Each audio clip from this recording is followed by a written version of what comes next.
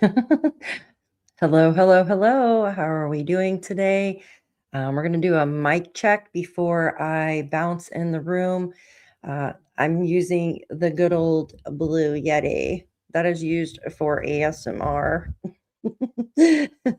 Just want to make sure I don't sound too loud. My other mic kicked the bucket. So, yeah, I'm using this until I get my replacement in tomorrow. So this one makes me sound extremely loud, and you can hear every single noise that's possibly in the room. So I'm going to welcome in everybody, and we're going to dig right into it today. And I'm just going to rant um, yeah, so it's going to be one of those days today. So welcome in everybody. I am Daphne, your host of Daphne's Case Files. Great to see everyone. Miss Kelly, hello. Thank you for being here. DEA, hello. Always great to see you. Susan, good to see you. Miss Jennifer, good to see you. Thank you for being here.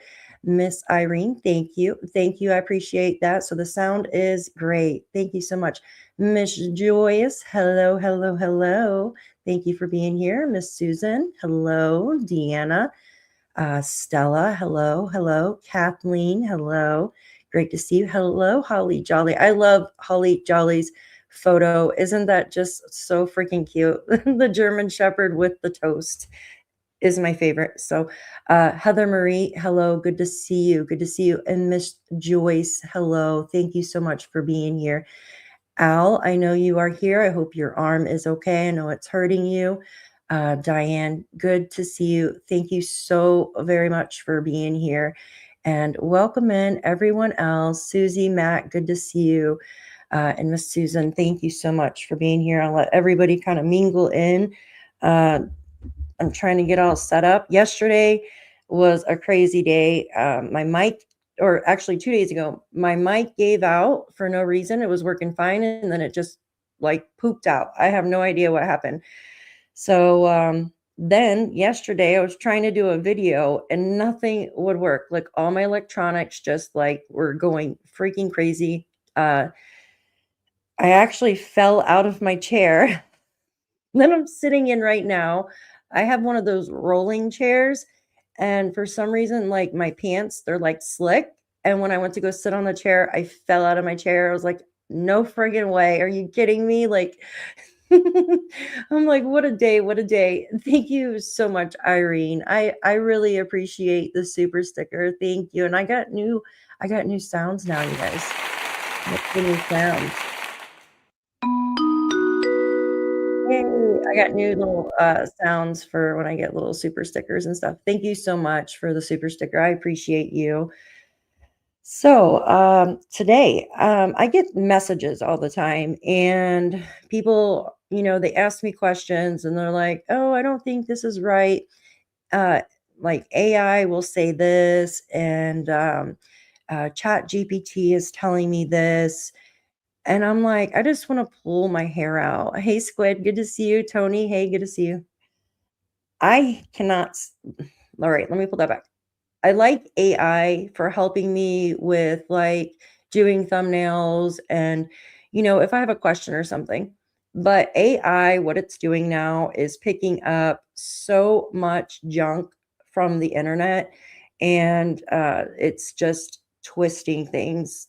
Basically, it's putting out incorrect information.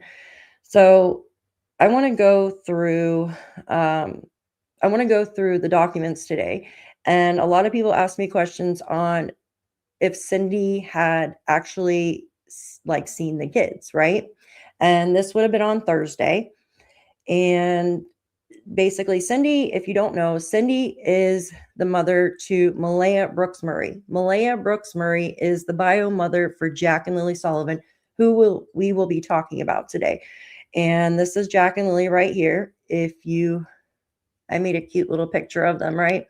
Um, I put the little blanket up in the corner here and the footsteps.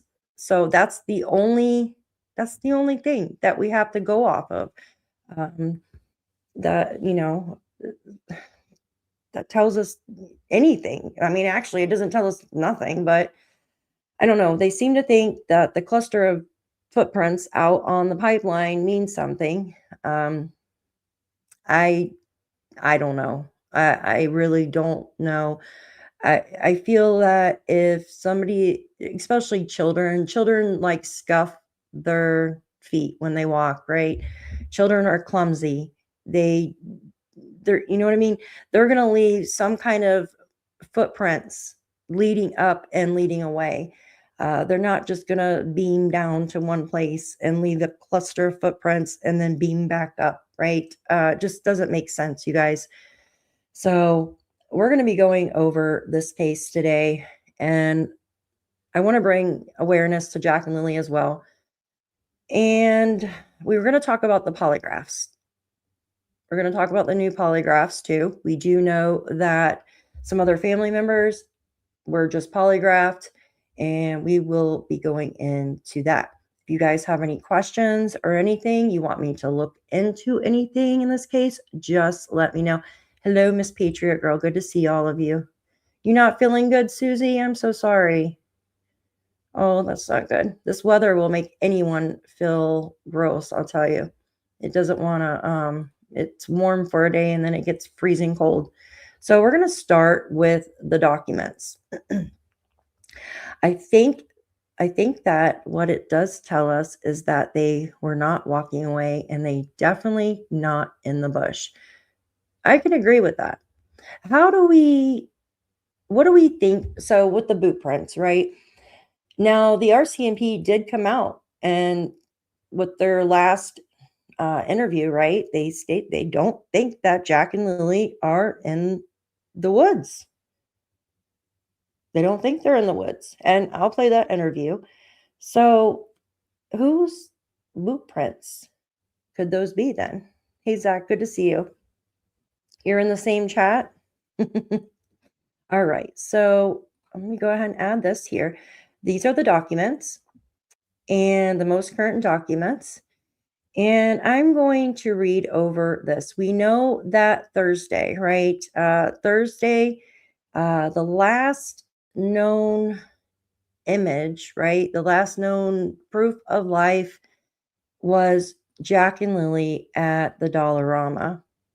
And that was around I made a little cute like picture, 2:45 in the afternoon, around that, right? And then we remember that Jack and Lilly, they went to Acapulco, we were told, and they grabbed something called poutine. Now, I've never had poutine, but I heard it's like really freaking good. But I've never had it. So after that, they went home and they supposedly ate the poutine we heard at the house, right? So, and then after that, we were told from the documents and Daniel and Janie that Daniel and Janie were both working on the fence. Malehya, she had a video call with mom around 3:30, and we're going to get into that. Hi, Teresa. Good to see all of you. Somebody asked a question up here. Can an SUV drive up that pipeline trail? Well, I don't see why not. And I'll show you. I believe I heard Daniel say that pipeline trail, where that little road right there was used back in the day. I'm going to show you real quick. Hold on. I should have a photo of that actually. Give me 1 second. I know I do. Okay. This is just, now the footprints are kind of like all over the place. All right, let me add. All right. You guys see that? So you have the pink blanket, and then you have the cluster of boot prints where the other red dot is, it says boot prints. So don't look at the black boot prints. That's just, I just put those there. Hi, Kristen. Good to see you. Good to see all of you. If you love thick brown gravy and cheese curds, poutine is yummy. Have you ever tried it with white gravy? I don't really like brown gravy, but I like white gravy. I wonder if it'd be good with that. Daphne, I thought they confirmed the pipeline footprints for the bus driver's children and on a four-wheeler. No, that wasn't confirmed. And I've heard that the bus driver didn't bring his children out on the four-wheeler. So get that, right? Get that. Like, there's so many different stories within this timeline, and that's where everybody is getting confused. Like, I even get confused. So could a SUV drive up there? Yeah, absolutely. There's actually, if you go on Google Earth, I don't have my Google Earth pulled up, but if you go on Google Earth, you can actually see ATV like tracks, right? You can see ATV tracks. Well, the chicken gravy sounds good. Hey, Bonnie, good to see you. So, Cheryl brought her, yes, I heard that. Cheryl brought her niece and nephew. Yes, I heard that. So, but I heard that she didn't go in that area, right? Now, who lives over in this area, you guys? Who lives in this area? Yes, there are so many different stories. Harvey makes one with bacon. Ooh. So he did not bring the children out in the pipeline. Yes, so I heard, and I've been looking for that app actually too. I know Shan was as well looking for the information who, if if the bus driver's kids actually went out there. So I thought that was interesting. Then who did Janie speak to? Exactly. She spoke to a woman with her child on an ATV. Absolutely. And that's who we need to find out who that woman was with her child, right? She said it was a neighbor. Now, I know for a fact that Brad's wife and kids, they ride ATVs all the time. They absolutely do. They have their own little ATVs. And then the story about the letting their child off to use the bathroom. Where on earth did this story come from? Was it Daniel? Hi, Cindy. Good to see you. Thank you for being here. Camilla, good to see you. Thank you for being here. I thought that was the bus driver's wife that was on the ATV, and I did too in the beginning. I absolutely did too. And then I heard it wasn't. So, yeah. So if anybody finds where that information came from, let me know. Let me know.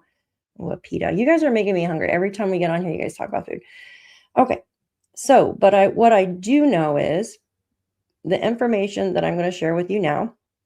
We're going to go over these documents here. And I've put in Cindy, right? So a lot of people say, well, Cindy didn't see the kids, right? Because it doesn't come out, the documents don't come out and say, Cindy didn't see the kids, right? Or she did see the kids. But this is how they worded it, right? This is everything that revolves Cindy, right? So I'm going to read through this. It says, McIntyre, right? McIntyre asked Malehya, which is our CMP, to look in her phone and confirm her timeline for Thursday. She provided the following information. At 6:29 a.m., Malehya received a message. This is for Thursday, okay? This is Thursday. At 6:29 a.m., Malehya received a message to confirm the kids were marked absent from school. Remember, she marked them absent on Thursday and Friday. Malehya said it was a slow morning. They didn't do a lot of other than like get breakfast, watch TV, and play. Malehya had a video call from her mother, right, at 3:37 p.m. Now, this is on Malehya's phone on Thursday to see the kids, right? So Cindy wanted to see the kids via a video call, right? This wouldn't be in person. This would be through a video call. Yeah, so it says right here in the documents. Malehya, okay, so where am I at? 3:37 on Thursday to see the kids. Cindy would have seen the kids on the phone. Cindy would have seen the kids on the phone. Now, when you go down here, give me 1 second. All right. And this is Cindy Murray, Malehya's mother. Cindy Murray, right, said she spoke with Malehya over Facebook Messenger. So that is the source of the video call, the video chat. She checked her Facebook Messenger history and provided the following information. Cindy had a missed audio call on April 30th at 1:21. They had a 12-minute video call at 4:40 p.m., right, on April 30th. Cindy said she did not remember the exact call because they talk at least once a day or more. And it just makes me think. Daniel said that Malehya and her mother didn't get along, but it looks like they do because they talk at least once a day or more. What do you guys think? Does it sound like somebody that doesn't get along? Hi, Corbin. Good to see you, my dear. Does it sound like somebody that doesn't get along with one another? Like, I talk to my mom a lot, but we don't talk every single day, right? For someone that doesn't get along with their mom, they sure as hell talk a lot, right? Okay, so it goes on to say, Cindy said she did not remember the exact call because they talk at least once or twice, once or a day or more. Okay, May 1st, which is Thursday, there was a missed call from Malehya at 2:52 p.m., right? So if you think about it, when they left the Dollarama, right? It was around like 2 o'clock, 2 something, 2:30 something, whatever. And they were driving home. They stopped at Acropole, got food. So there was a missed call from Malehya. They must have been in the car still around 2:52. And a video call at 3:37. Cindy said she called on video chat to see the kids, but nothing about the call stood out in her mind, right? Like nothing like stood out. Like nothing seemed odd, strange, like nothing was going on, right? And then it goes on to May 2nd. So this tells me that she did see the kids because, I mean, it says in Malehya's that she would have seen, she would have seen the kids because she did the video call. And this one says nothing about the call stood out in her mind. Like it didn't seem like nothing's going on there, right? Christina, thank you so much for being a member for 5 months. Wow, that is awesome. Thank you so, so very much. Thank you. Thank you. Thank you for keeping Lily and Jack's story out there. Absolutely. We got to keep their names out there. We are coming up on a year. A year. Isn't that crazy? A year they've been missing. I can't believe time has went by that fast. It's just nuts. Ginger says if she did see the children on video call, then they were not outside, like Janie says. Well, I was thinking, if they did a video call, I mean, we don't really know how long that. Let's look. Right here. So Malehya tried to call her at 2:52 and a video call at 3:37. So we don't really know what time they went outside, though. That's the thing. Like, we don't have what time they went outside in writing. Janie just says that, when she came outside the trailer, Jack was digging for worms and bugs and stuff, right? And then around that time, I guess Daniel went to go help her with the fence, with the fence. And while Daniel was looking for his tools, Janie was raking the driveway. I heard that Cindy didn't raise Malehya, that her grandmother Patty did. I'm not too sure about that. I did hear rumors about that, but I'm not too sure about that. Yeah. It was an ordinary video call. Yeah. I know that's what it says. Yeah. Yeah. Hi, Adrienne. Thanks for being here. Hello, Daphne. Found out about you from Justin. Yes. Love that one. So I had to check you out. Thank you. Thank you so much for being here. I appreciate you. Thank you. Yeah, I love Justin. He's awesome. Justin is amazing. Did Cindy actually see the kids on the video call or just Malehya Brooks-Murray? Well, Susie, the way it sounds here on the documents that she did see the kids, right? That she did see Jack and Lily. By the way, it's who wrote this down? Like, this is their notes, and then someone entered it, right? She would have seen the kids. They had a video call. She would have seen the kids because they had a video call. Cindy said nothing abnormal stood out to her, right? That's their words, not mine. But yes, the way they wrote it makes you second guess. But I mean, it's, you know what I mean? It didn't come out and say, yes, she saw the kids or she seen the kids, you know. Um, all it said was everything seemed normal to her, basically. Yeah, I don't know why they wrote it like that. It's just odd. Daphne, you need to try the Big Mac poutine. It tastes just like a Big Mac from oh my gosh. I haven't had a Big Mac and I can't even tell you a long time. Well, actually, maybe like 2 years, something like that. I'm not really a fast food junkie. I do like Taco Bell though. Like, I am a Taco Bell freak. I really am.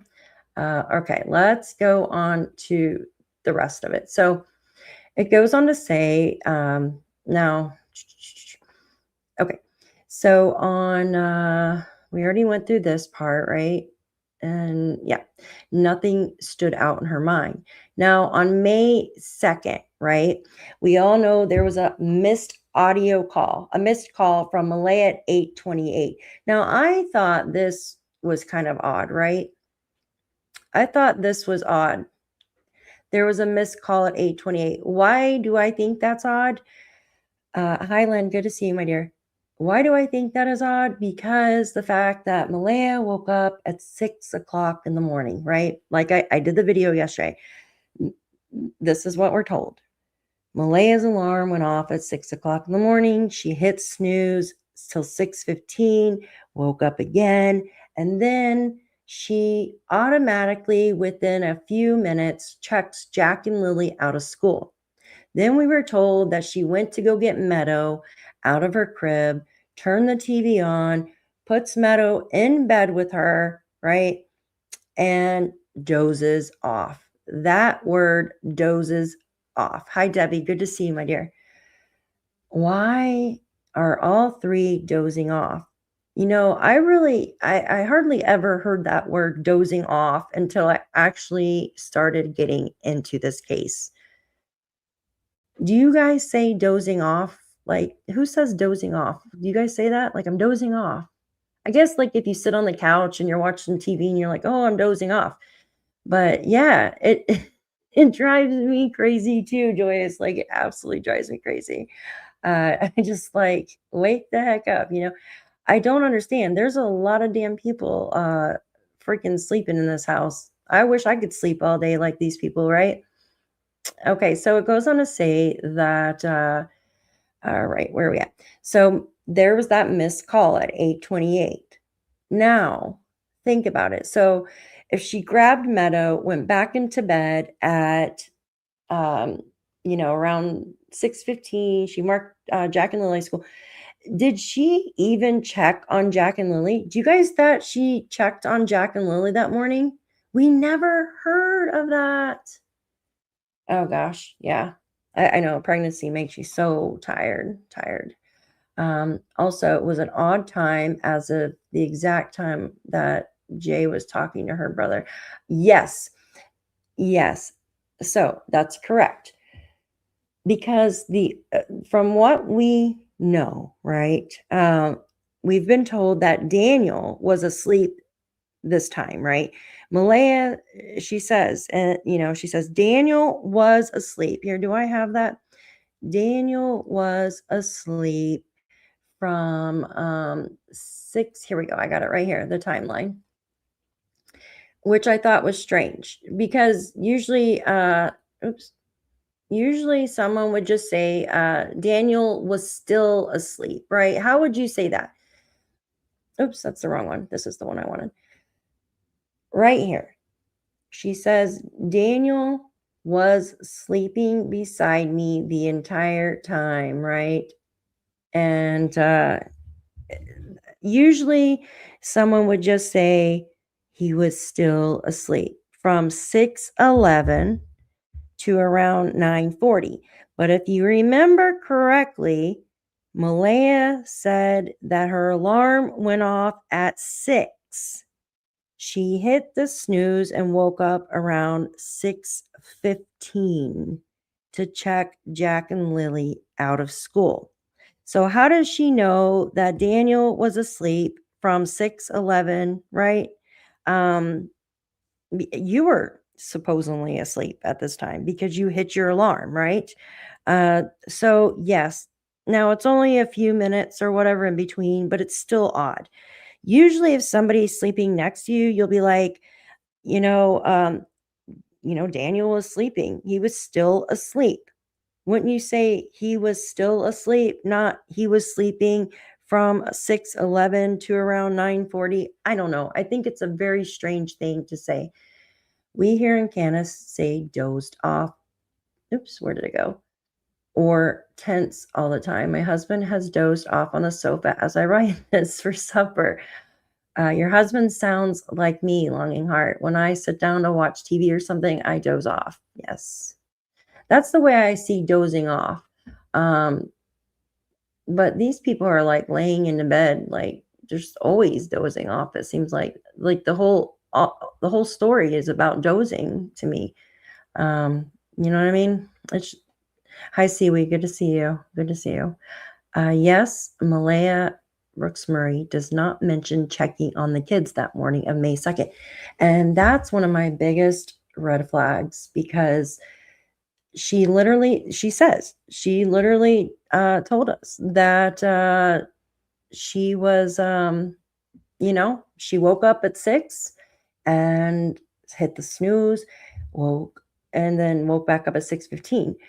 And within a couple minutes, you guys know, what was it, like 6:17, 6:18, I think it was. Within a couple minutes, she marked Jack and Lily out of school. Did she go check on them that morning? Right? Usually a mom, like if she got up to get to get the toddler, I try not to mention her name, to get the toddler, put her in the bed, right? You would think that she would go and check on Jack and Lily, especially if they were not feeling good. So that was always a big red flag to me. Usually when you're giving someone a timeline, but like, yeah, I woke up, my alarm went off. I did hit snooze. When I got up, I went to go check on them to see if Lily was still sick. And they were still asleep, or maybe they were awake. I gave them breakfast and there was nothing like that. Like how there was on Thursday. She said it was a slow morning, turned the TV on, got them breakfast, nothing like that. Says, how did she know that Lily was still sick enough not to go to school that day, and Jack too? She emailed the school at 6:18. Exactly. That's exactly my question. So they are all dozing at the same time and calling at the same time. Yeah, exactly. So coincidental. Exactly. I say passed out. Yeah, me too. I say passed out. There isn't enough toilet paper in this case. Oh yeah, absolutely. Absolutely. So Patty raised Malehya. That's interesting. That is very interesting. But it seems like Malehya and her mom still get along because they talk at least once a day or more, right? Like if you don't get along with your mom, you're not going to talk to her every single day. But hey, I mean, you never know. Chris said, I had the same question. I wondered if it was the cabins at the motel and the contractor reported. The cabins at the motel. I'm not real sure. Oh, you're talking to somebody else. I apologize. Daniel Martell does not mention marking them off school. He also does not mention checking on them first. Yeah, but we remember that Daniel told Belinda that he actually got an email from the school, but Malehya actually states that Daniel doesn't have access to the app. So maybe she has the email forwarded over to him. Who knows? Like they both get an email, maybe. But I just thought that was strange, right? Heather Marie, good to see you, my dear. What time was Dee in the bathroom? Okay, so I heard that was around 4 a.m., Russell. 4 a.m. Yeah. She still didn't answer if she's seen them or not. Exactly. Exactly. So, oh, you mean on the phone? Yeah. So the way that it mentions it in here, it sounds to me that come on, can you please show? Hold on one second. The way that it says it in here, I think it's just the way that they wrote it makes me believe that she did, because she says nothing seemed out of the ordinary. So, but she didn't say their names, Jack and Lily. How did Patty find out Jack and Lily were missing? Yeah, because, well, let's read it. So it goes on to say that there was a missed audio call at 10:40 a.m. So the police were called at what, 10:01 a.m., right? So she called her mom at 10:40 a.m. and a message from Malehya saying the kids are missing and the police were there. Cindy said she learned from her mother, who is Patty, that the kids were missing because she left her phone in the house when she was in the barn, which was why she missed Malehya's calls. She said she did not know what time her mother called to let her know. So yes, that is very odd. Now, shouldn't you have the call on your phone if if your mom, Patty, so she's talking about Patty, called you? Wouldn't you have that on your phone? I think that is kind of strange to me. Absolutely. Hold on, the chat's going really fast. I think I might have missed a couple. I must have missed a couple. Okay. At 6 a.m. in the morning, after I hit the snooze button, I probably would say I went back to sleep for a few minutes. Yeah, exactly. If I hit the snooze, I'm hitting it and hitting it and hitting it over again. I mean, unless if I got to get up to do something. But you would think if she went to go grab the toddler, right? And I know I hate calling her the toddler, but I don't want to say her name. I don't want to put her name out there anymore. If she went to go grab the toddler, right, Jack and Lily's sister, out of the crib, you would think that Malehya would probably change her diaper, right? You would think that she would probably go into the kitchen to get her a bottle or food that morning, right? Because when kids wake up, they're hungry. So we were never told any of that. And why were we not told that she went in to check on Jack and Lily? I don't understand that. Wouldn't you had went to like go check on them, right? I don't get it. Just makes no sense to me. Daniel did also say they have each other's passwords on apps and the phone. Absolutely, he did. In my opinion, that tells me that they were very, well, I don't know, usually controlling people want all your passwords. They want to see everything that you're doing. Sometimes unruly teens live with their grandmother for a short spell when they fight with their mom. It doesn't mean grandma raised them. Yeah, that's true. That's true. I did hear that she did, I don't know for how long or what happened, why. You know what I mean? Now, I do know in the videos that Malehya made, it seemed like she was living with her mom. Those were when she was like around what, like 15, 16. Pretty sure she was living with her mom then, but I could be wrong. If he was high, he would not be sleeping. Oh, absolutely. I agree with that. I don't think he was sleeping at all, but that's just my thoughts. That is my thought. It is strange. Okay, you guys are talking to one another. I keep asking that question, and nobody seems to know how or when Patty was notified. Well, you know what? Have you looked in the documents? Let's see. Oh, I'm spelling it wrong. That's why. Okay. All right. Let's see. Have you looked in the documents, Seawood, to see if it's in there? I've never actually looked that up. Hi, Captain. Good to see you. Most mothers would check on their kids. Absolutely. Bonnie, good to see you, honey. Okay, hold on. Am I missing something? Okay.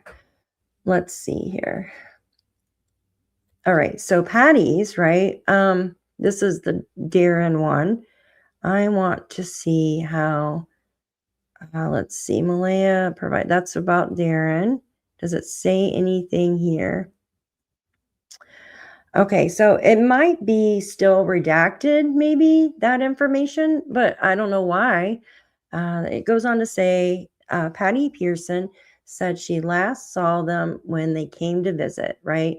So this is kind of strange to me too. I mean, but she's an older lady, so maybe she has memory problems. Patty was not sure of the date, but said it was early in the week, 1 or 2 weeks before, which we know it was 2 days before, right? Wednesday. When they came over, Daniel stayed in the car and Malehya did laundry. Says Malehya and Daniel left to take Meadow to an appointment, and Malehya may have gotten groceries, but she couldn't remember if she took the children or not. And then let's see. Hold on. I'm going to see if it's in here. Says Patty said that she last saw them when they came to visit. Okay, so is that the same one here? Hold on 1 second. Yeah, it doesn't say anything about the phone call, does it? Let's look here. 1 second. Okay. It says here that she spoke with Malehya almost every day, but it doesn't say anything about Malehya calling her that morning. I agree. That is very odd. Unless it's still redacted, it absolutely could be. Let's see here. Detailing. Nope. Let's see if it's in here. Okay. Right. I kind of want to read over the Hayden stuff too. Hold on 1 second. Hello, Miss Haley. Good to see you, my dear. Thank you for being here. Well, in my opinion, there would be proof if there's an everyday call. Absolutely. It makes me wonder when she called her mom, if she couldn't get a hold of her mom, so she called Patty, or maybe she called Patty first, right? I don't know.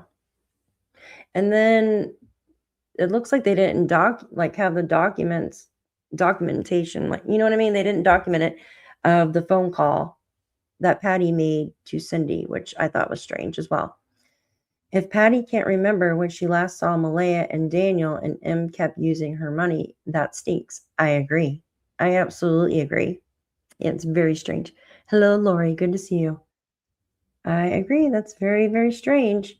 I'm pretty sure Malehya's friends stated she didn't get along with Cindy. But I find it kind of strange that she talks to her every day, or maybe she's just saying that, right? I heard that she didn't get along with her mom either, but I don't know. It's strange that she talks to her every day. I thought someone phoned Emily. Yes, we're going to read that right now to see if we can figure out where that gap is. Are they going to unredact more, or is that it? Well, I wonder if they've added on to it because they did the new polygraphs and stuff. I was actually going to reach out and see if there's anything new that's come out. Probably maybe do it tomorrow. So let's read this and see if it says anything. So this is about Hayden, right? This is about the blanket. And this says Hayden is he's Malehya's brother, right? Hayden said Malehya is his sister and Jack and Lily are his niece and nephew. Hayden said he got a text saying the children were missing on May 2nd, 2025. So he got a text. Hayden got a text. And I believe that Hayden was staying with Patty. Is that right? Do you guys remember that? Yeah, no, I agree. Me too. Me too. It's all very, very strange. Rude tube. Rude tube. Yeah, it is a rude tube. Hey, so this is it right here, right? Hi Jody, good to see you. This is the connection. So it looks like Malehya text messaged Hayden. And if I'm right, I believe Hayden might have been staying with Patty. You heard that too, Joyous? Okay. So maybe that's where the connection is. Why Malehya, it doesn't show Malehya texting Patty because she text messaged Hayden, who stays there. So that's probably that right there. It goes on to say, I'm going to go over that again. Hayden said he got a text saying the children were missing on May 2nd. So he went to Lansdowne to help. His grandmother, Patty, went with him. So do you remember this? Now, does anybody remember how far away Patty lives from Lansdowne? Hi, Helicopter Grandma. Good to see you.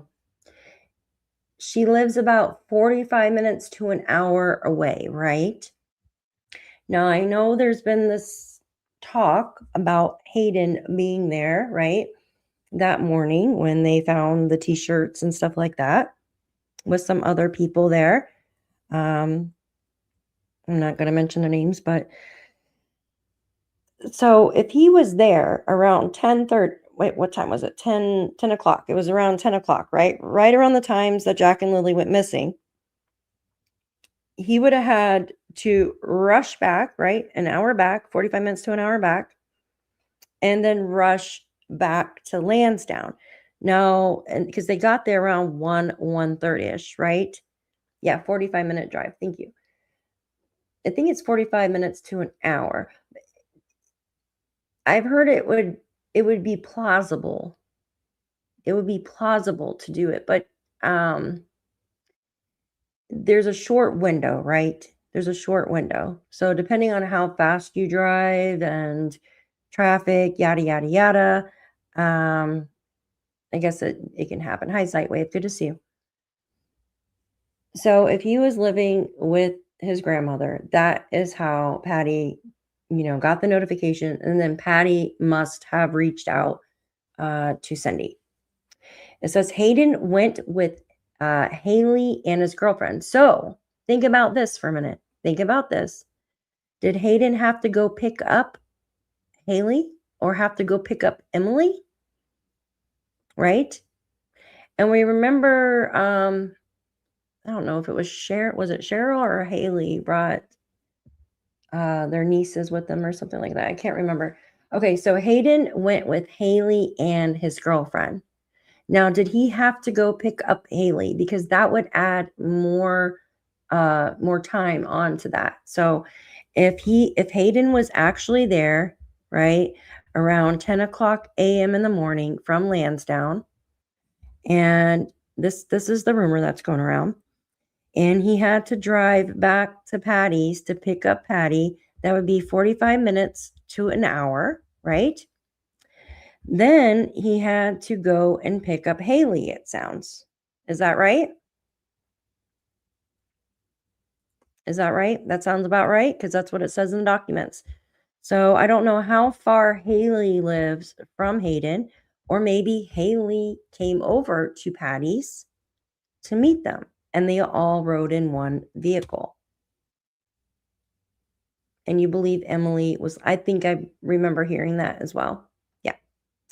Okay. So it looks like all three, Hayden, Haley, and Emily, went to search in Lansdowne. They drove around and Hayden saw a piece of fabric in a tree. which is the pink blanket. Okay, so he told his sister to stop so he could look at it. Hayden said it was a blanket on a branch. He said it looked like it could have blown there or someone threw it there. He said the tree was small bushy tree, more like an alder tree, right? He said the blanket was hanging 3 or 3.5 feet off of the ground and hung up like a bath towel. He described it as pink, fuzzy, girly blanket, and it was located right on the shoulder of the main road at the corner, right? See, this is what gets me. This is what gets me. Remember in the beginning when we heard that the blanket was on Lansdowne Station Road and on Garlock Road? Do you guys remember that, or am I crazy? You were in the wrong chat. Well, you're in the right chat now, honey. Yeah, it bothers me too. I want you guys to put in chat if you remember hearing the pink blanket being found on the corner of Lansdowne Station Road and Garlock Road. Because I remember that. You remember that, Joyous? Thank you. I remember that. And then Janie came out in July and said, it was not Lansdowne Station Road. It was Lansdowne Road. You remember that, guys? Remember, because she was pissed, like the way she said it. Oh my God, don't start talking about food. Ow. Oh my God. Hi, Amy. Good to see you. Thank you, guys. Thank you. I'm glad you guys heard it as well, right? Seaweed, what time did Hayden get there? I believe they all got there around the same time, which was around 1 to 1:30. I don't know if that says in the documents, but it says on Cindy's on the phone call when her mom was leaving, right? And it was around noon something. I don't know if it says in the documents. I haven't read that part. Good to see all of you. Thank you for being here. You do remember that. Thank you. Thank you. Okay, so we're all kind of on the same page now. Well, when I read the documents, right, when you listen to this, it was located on the right. Oh, look, it was located right on the shoulder of the main road at the corner, right? So when you think the main road, which is the 289, the Garlock Road, you think the corner, right? There's a road right there. You think Lansdowne Station Road, right? You don't think Lansdowne Road. Anyways, I just wanted to bring that up because I hear conflicting, even in the document, it says Lansdowne Station Road, which can be a misprint, but it's very odd. I don't know why someone would lie about the blanket being in one location when it wasn't in the location. I don't know. It goes on to say, Hayden said they went right back and got the police officers, right, who came out to look at it. The canine unit came and took the dog up the trail. Now, you guys remember that they found this blanket around, I think it was 3:45 to 4 o'clock in the afternoon on May 2nd, right? You guys remember that? And it was around the same time that the bus goes by as well. And I remember that the bus didn't have they didn't have anything on camera or something like that, right, guys? Okay, thank you. Hold on. True has a 10-minute video of Janie and Daniel. Yes. Absolutely. I've seen that video of Daniel showing the tree where the blanket was found. Yet neither of them said they were there when the blanket was found. Thank you, Ginger's mom. You know, I was just thinking that in my head. They were never there when the blanket was found, right? And I find that quite odd. Also, I find it odd that Daniel never went out there to search in the area by the boot prints and stuff when all that area there is his family's for the most part, right? So you would think that they'd be out there kind of like searching that area because he said he searched a lot even after. You know what I mean? after the RCP left the area. Miss Joyous, thank you. She's so sweet. Thank you so much for the 10 gifted memberships, my dear. You are amazing. Please tell Miss Joyous thank you if you received one of those 10 gifted memberships. Thank you so much. Thank you. Thank you. That's so sweet of you. Oh, Dodie, you got one. Awesome. Thank you. Yay. That's cool. Thank you so much. I remember. Okay, that's what I wanted to see. The contractor's wife. Okay, Chris says, yes, if I recall, cabin supposed to be empty. Oh, are you talking about the Lorda Park, right? Supposed to be empty, but stuff was left in it. Contractor's wife was on a show, Nova's or Sheehan. Don't remember now, just a guess. Contractor's wife. The contractor's wife. So Justin had permission to stay there from the people that own the park. Is that who you're talking about? Are you talking about Justin? Daphne kind of looks like an avoidance. Yeah, it all looks like an avoidance to me. It's very strange. Oh, hold on one second. I'm way down in chat. I heard about 10 years younger than Malehya. Okay, you guys are talking to yourselves. Okay, one second. In my opinion, the dozing off with a baby in between, then my baby would be crawling. Yeah, exactly. Exactly. I don't think that they were dozing like that, you guys. I really don't. I believe that they got there around the same time, around 1:30, you guys. I don't know why my chat keeps going. Hold on one second. Give me one second. My chat is going backwards. Jeff, you owe me so many late slips. I do, don't I? That's like 20 late slips, isn't it? 7 days later. Yes. 20.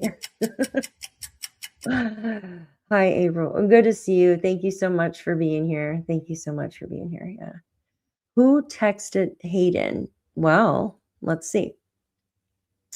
It says, where did it say? Hayden said he got a text.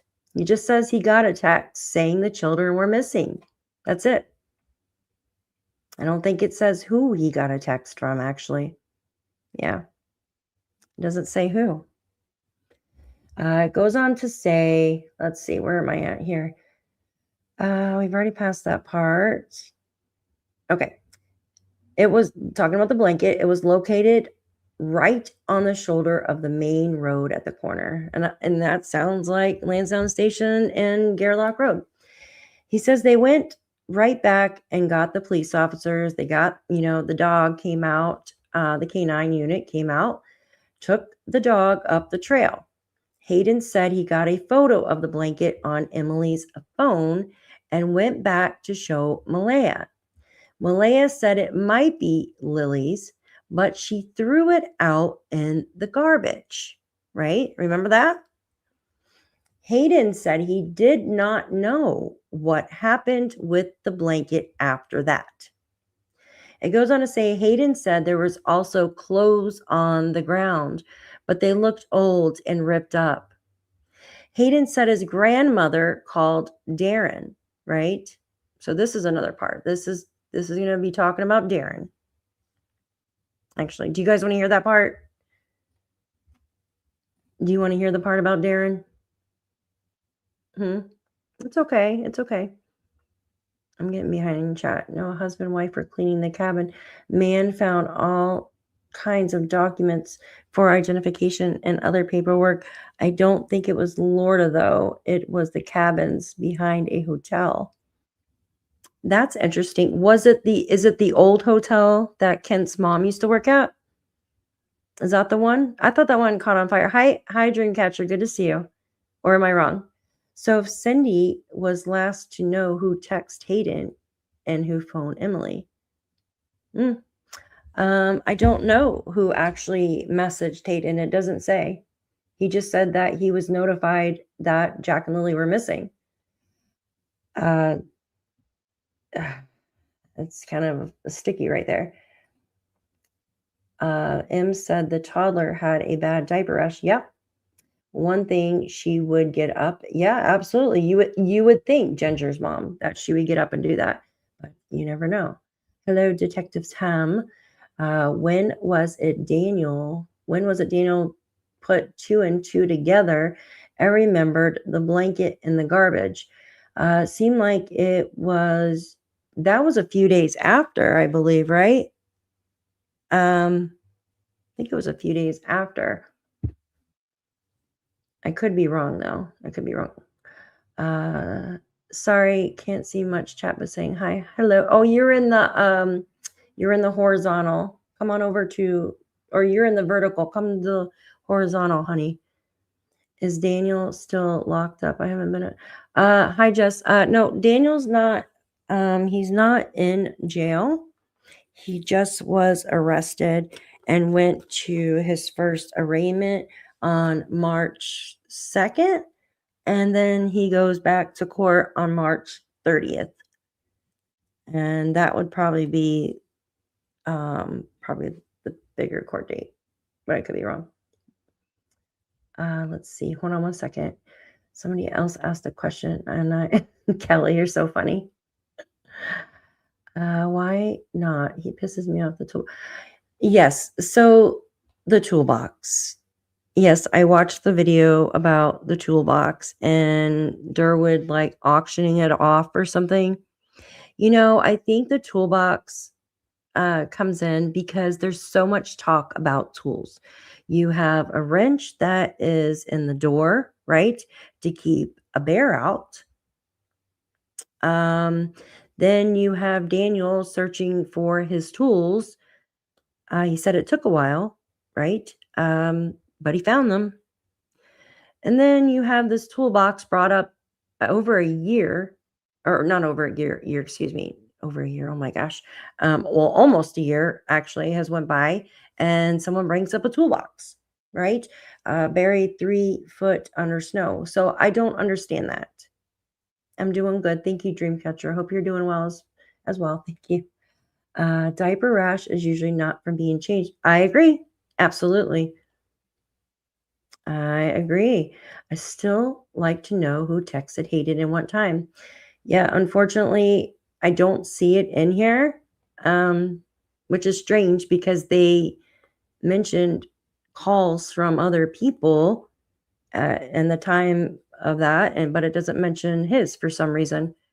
Lionstone Motel, do you mean? Is this the hotel that you are talking about, you guys? Thank you, Squid. They most likely will, Dreamcatcher, but that's just my opinion. Maybe they won't, depending on the courts there.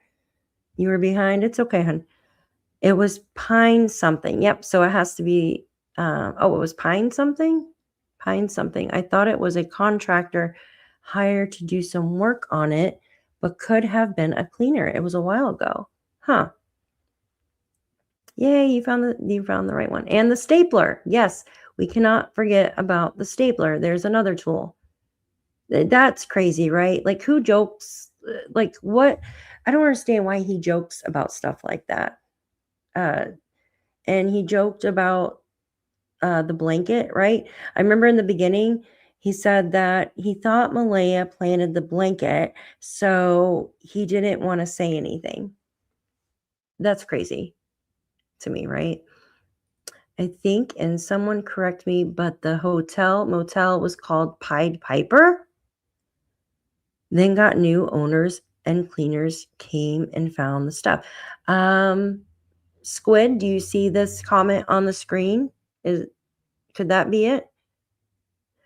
I remember that, but my 2-year-old grandson has never had a diaper rash. My daughter used to get them a lot, but she had really sensitive skin. And if she ate like anything, right? Like certain foods would just, I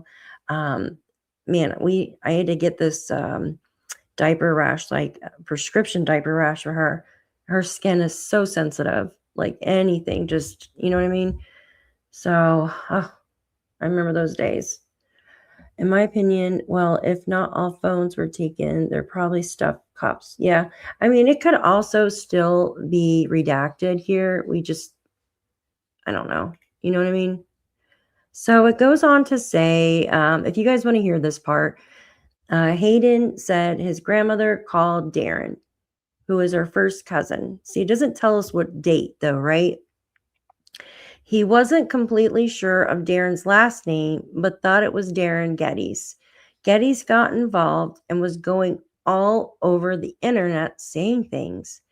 Geddes said he knew where the kids were, that they were on the Indian Reserve and they were safe.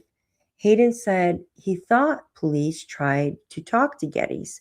Hayden said nothing Geddes is saying makes sense, right? All right, and there's Patty again. Okay, they were staying. Here you go. Here's the answer to this. So, yes, Hayden and Emily were staying at Patty's. So it says right here, Emily, who is Hayden's girlfriend, they were staying at Patty's and she woke up to a phone call. Here you go. Woke up to a phone call saying the children were missing. It doesn't say who called. It just says she woke up to a phone call. So she woke up to a phone call and Hayden got a text. Okay. They went out there and started to help search. She went with Hayden and Haley in the woods. They drove around and then they talk about the blanket and stuff like that. Yeah, they each got their own paragraph about this blanket, which I thought was interesting. What about you guys? And I'll read hers. So this is Emily's, what she said. She says, hey, they saw kids' clothing hanging in a tree. They got out of the car and were looking at them. Okay, well, here, how about this? Now, didn't we hear something about them coming out of the woods with a shirt? Isn't that what it was?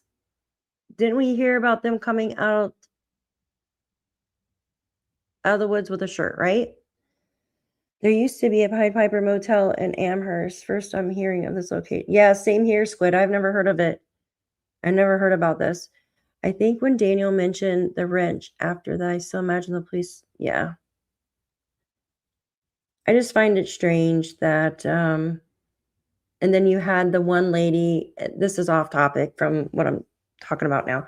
You have the one lady actually saying that she witnessed Jack and Lilly in the yard on Foxbrook. And there was like a video or something like that after the fact. But there was no video of Jack and Lilly in the yard, though, right? She just remembered it. But why would someone make that up, though? Like, I just don't understand.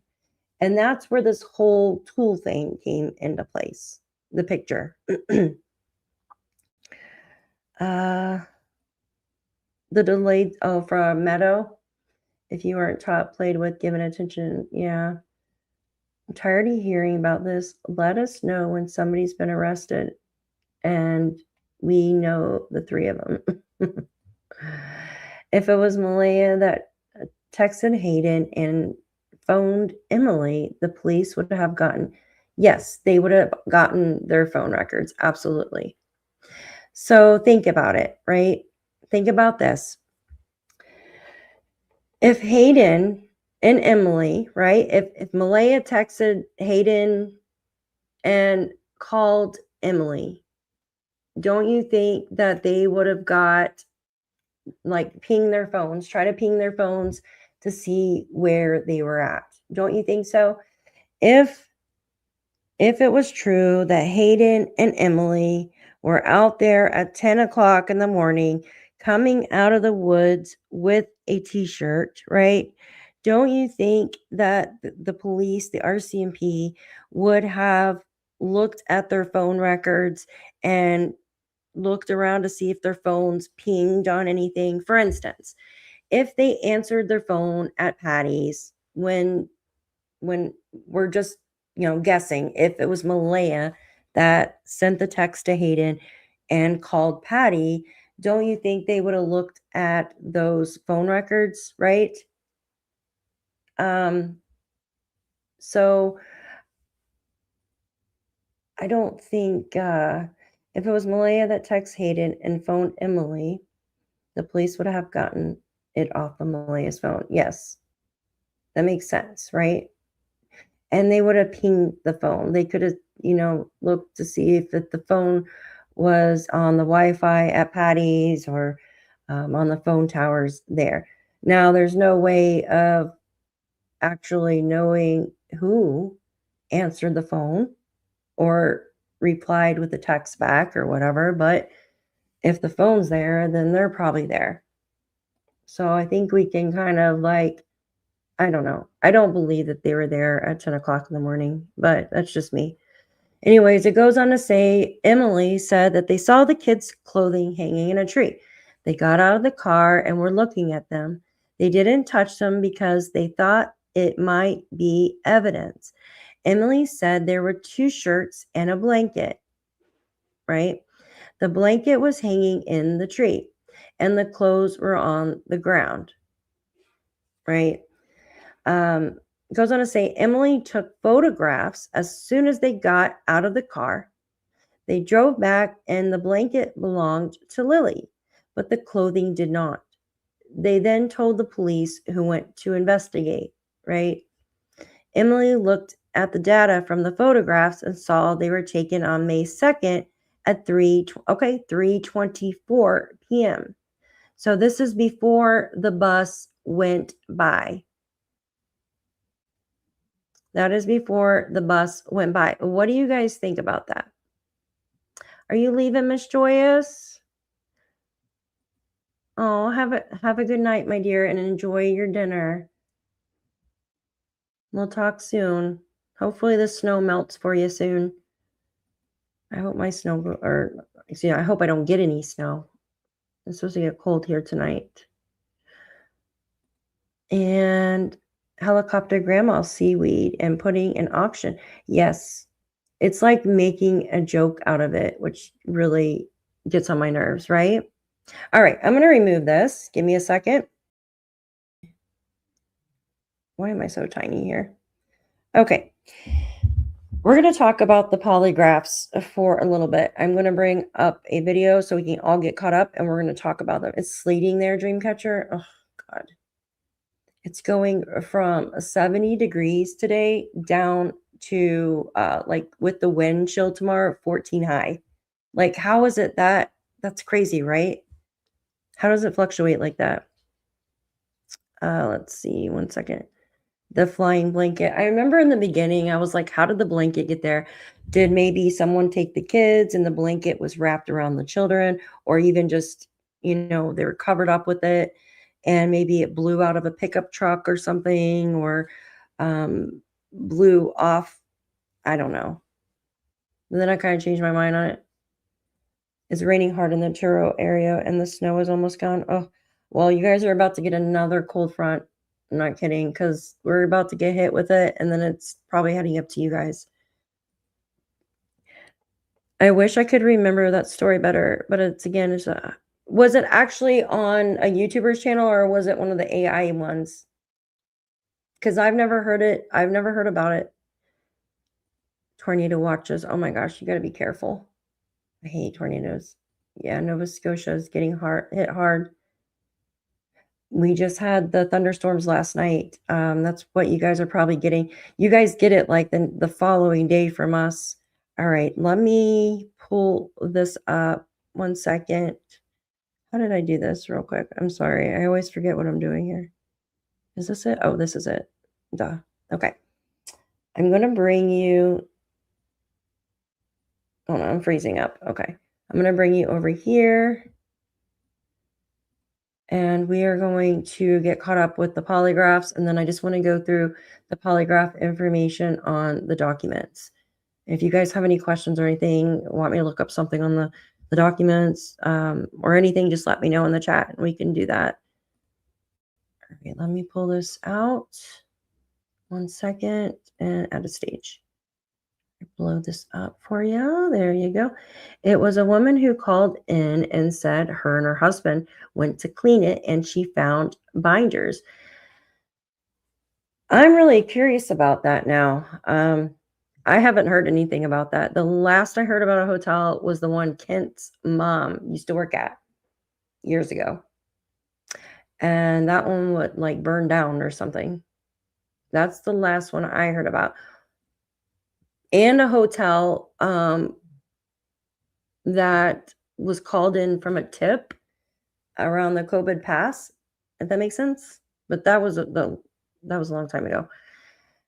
There was a blanket on the railing in the pictures. Oh, that fucking blanket. Excuse my language. I'm over the damn blanket, you guys. There's so many different stories. Okay, this is my awesome playlist that I'm going to show you. And give me 1 second. I'm going to mute my mic so there's no echo. And give me 1 second. And she freaked out and did call the RCMP. That's good. All right. Intertwined in a tree, this pink blanket is one of the only pieces of physical evidence in the mysterious disappearance of Jack and Lilly Sullivan. And now it's the subject of a second round of police polygraph examinations. It was in an odd spot, an odd position. It was just drooped over a branch on a thin tree. It was nothing that, it definitely wasn't stuck in there. It was just there. Haley Ferdinand was one of the people who came upon the piece of Lily's blanket off Lansdowne Station Road on May 2nd, 2025. I paused it there because we just read about that, right?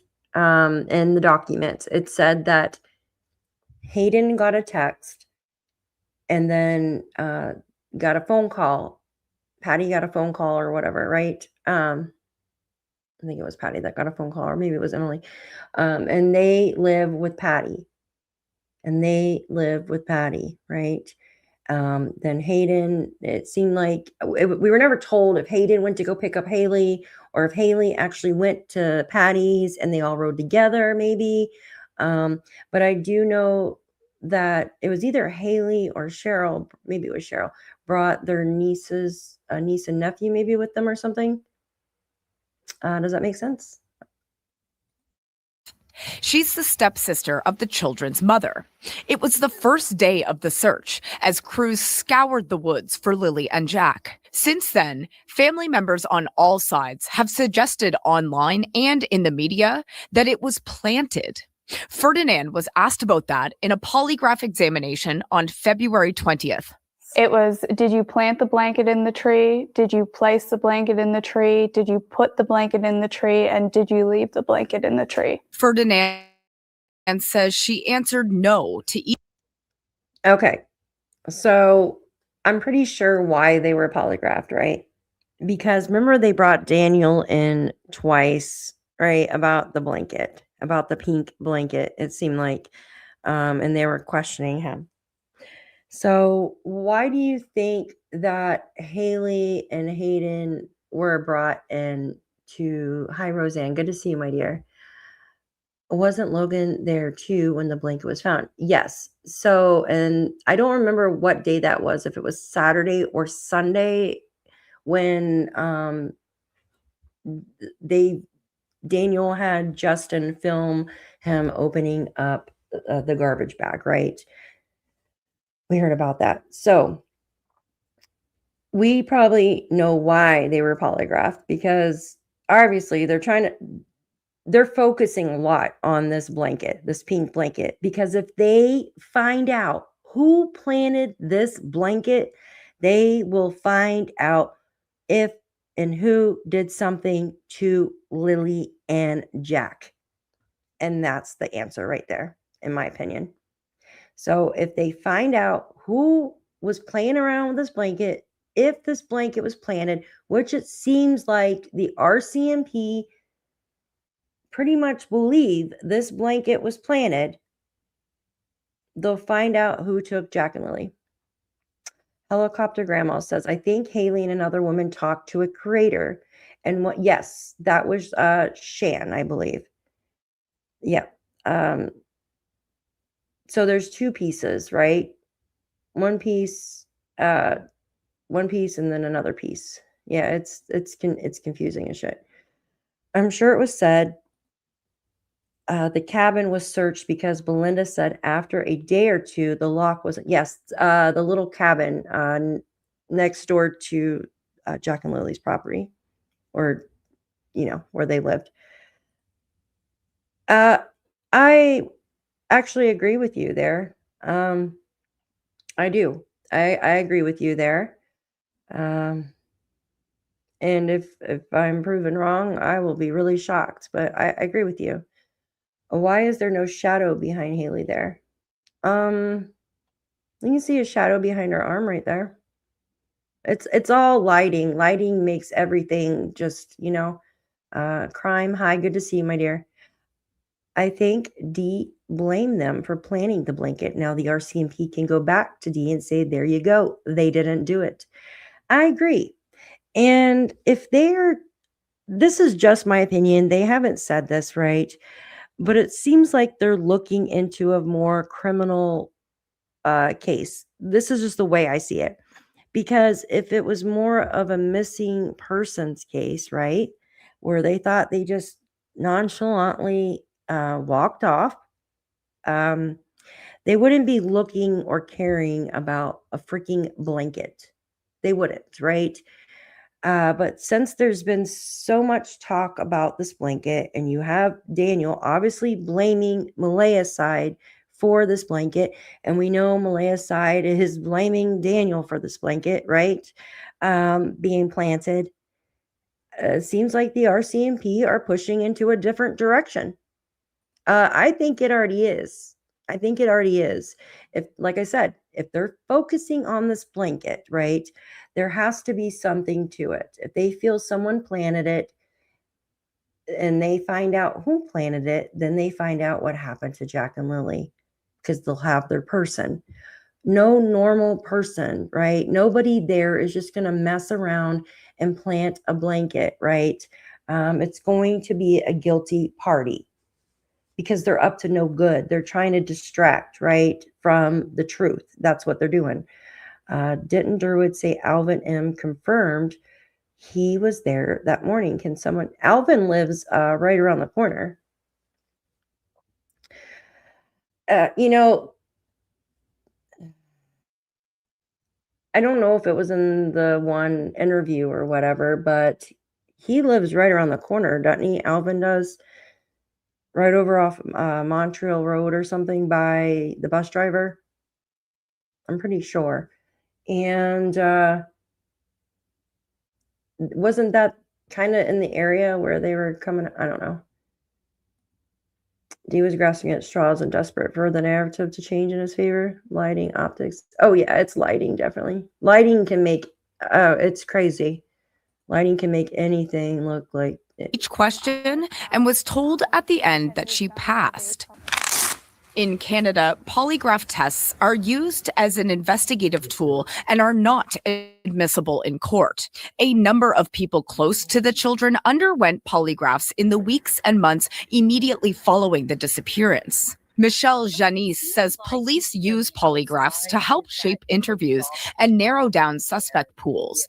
But she says conducting a second round of polygraphs could mean the RCMP have exhausted all of their immediate leads. The best thing to do when you have we're now at a long-term missing persons case, would be to go back from the beginning and start over and with fresh eyes.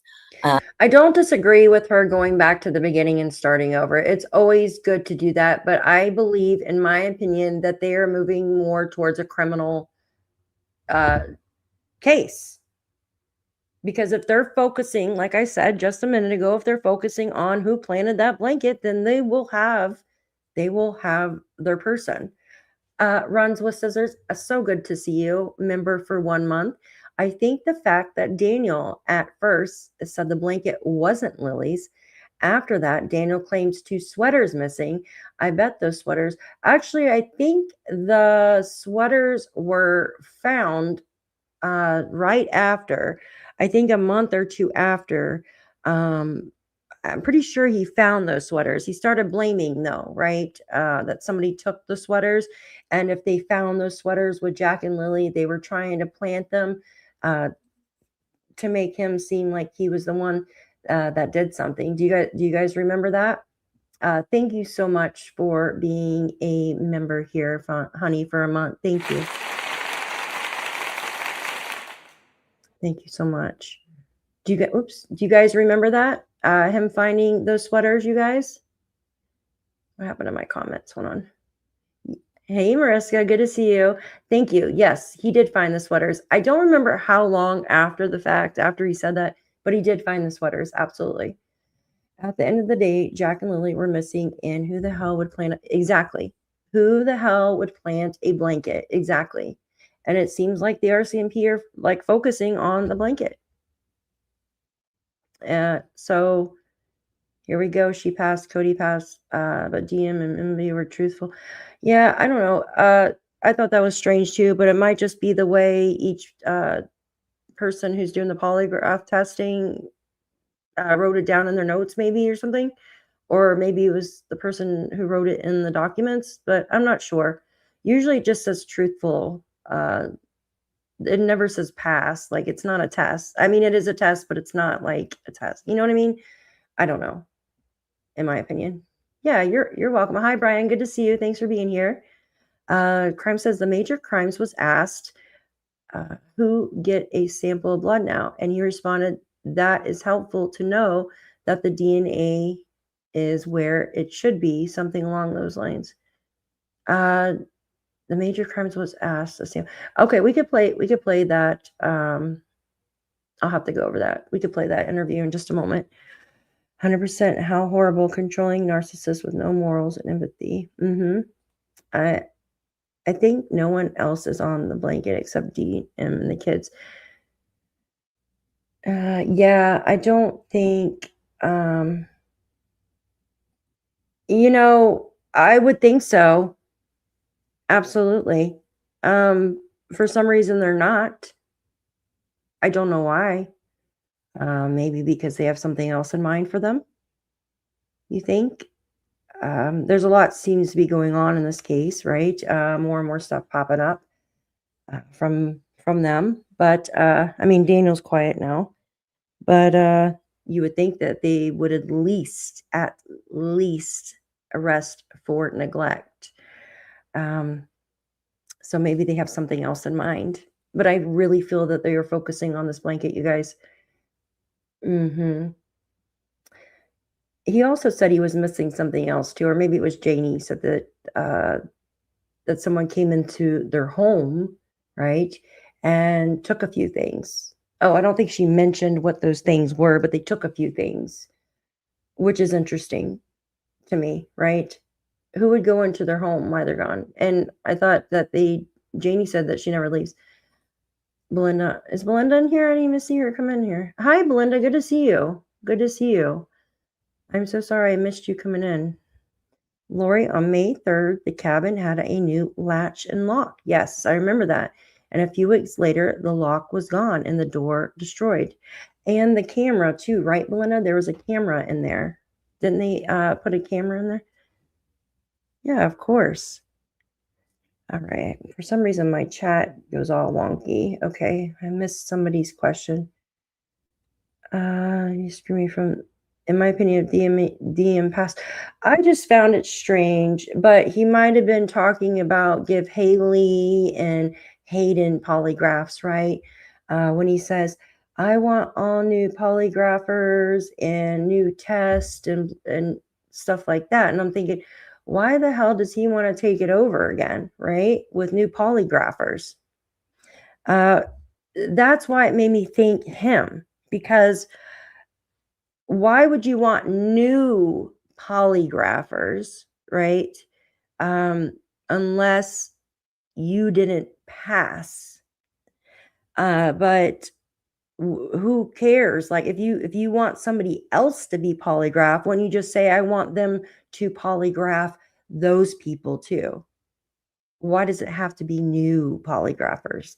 It always stood in the back of my head like that for some reason. I wonder if the investigators have found footprints around the blanket location, even a partial shelter. I don't know. Nothing was ever said about that. They tried to get a scent. They brought in the canines, and they could not get any kind of scent from the blanket there in that area, or around the boot. They like exhausted. Hi, Boudette. Good to see you, hon. Glad you're here. They all passed, I guess.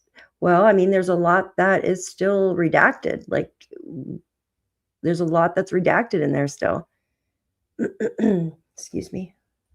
All right, let me play the rest of this out, and then we'll go over to the RCMP interview, which is really good. And look for anything that they might have missed before. So to me, it sounds like that's what's happening. RCMP declined a request for an interview, but confirmed in an email that more polygraph examinations have taken place. The force also confirmed the blanket remains at the RCMP National Forensic Lab. The children's mother, Malehya Brooks-Murray, confirmed to CBC News that she underwent a second polygraph test and passed. The children's stepfather, Daniel Martel, did not respond to a request for comment. For Ferdinand, her polygraph was simply another box to tick in the pursuit of finding out what happened to Jack and Lilly. It hurts the longer time goes. It's, we just want answers and we want Lilly and Jack home, but we don't have that. So every day is just another day until we get those answers. Ali Thompson, CBC News. Okay, there. Good to see everybody. Thank you for being in. I agree with that. Someone needs to speak up. It's BS that it's been going on for this long. I don't think Lilly threw or put that blanket in the piece of 3. I don't either, considering how tall Lilly is. And I agree. I don't think that she threw it up there either. In my opinion, I mean, she could throw it up in the tree, but still, it's just freaking weird. Why do that? In my opinion, stuff has been all wrong times and too many, I don't know, answers. Remember, I hope there are answers soon for the lot. Yeah, I agree. I hope there is answers too. All right, let's go over to this video and listen to what he says here, Rob McCannon. Is this it right here? One second, you guys. This is actually the new, oops. Is this the one I wanted to play? Okay, one second. Okay, let me put this, there it is. Okay, perfect. Let me do this. All right, give me 1 second right here. I believe that with hard work and the work we're doing and the information we gather, we will find out what happened with Jack and Lilly. Staff Sergeant McCammon, with the case of Jack and Lilly, what's the latest? We continue to gather information and then work any direction that there's more information to gather, review that and look for more opportunities. We continue to take in tips from the public and to review and move forward. Is this case criminal? Right now, we're gathering all the information. Once we have all the information necessary, we'll make decisions on any criminality that may be relevant to the case. Are you treating this as criminal? Again, we gather all of our information in any of these situations to a judicial standard in case there is information that identifies criminality.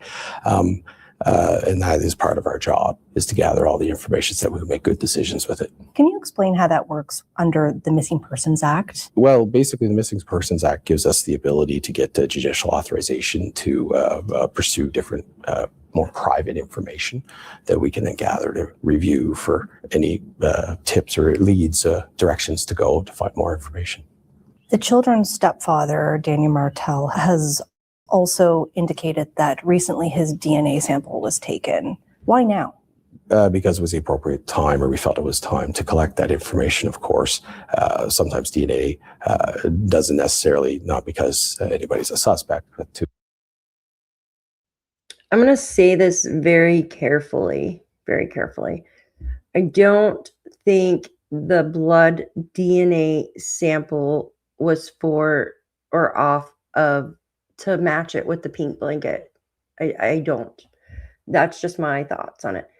At least both families agree on one thing. They both now believe that the children were taken. They think, like both sides believe that the children were taken? All right. I think this isn't the one I wanted to play, but I could be wrong. Let me see. Maybe we may find DNA in places where we expect it to be found, and we need to be able to eliminate people. So it's something that we do, especially in missing persons cases, that to collect that information, make sure it's safeguarded. Are any of the children's family members considered suspects in this case?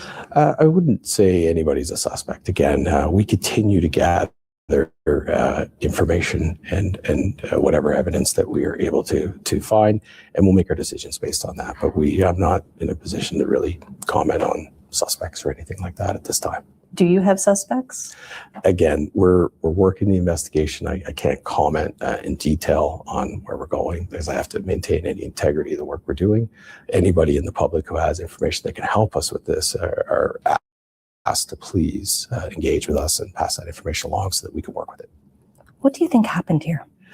Again, I'm not going to comment on what I think. As a professional investigator, we have to base our direction on evidence and information. So I'm not here to comment on my thoughts, and I'll allow the information we gather to make those decisions. From the beginning, RCMP has maintained that this was not an abduction.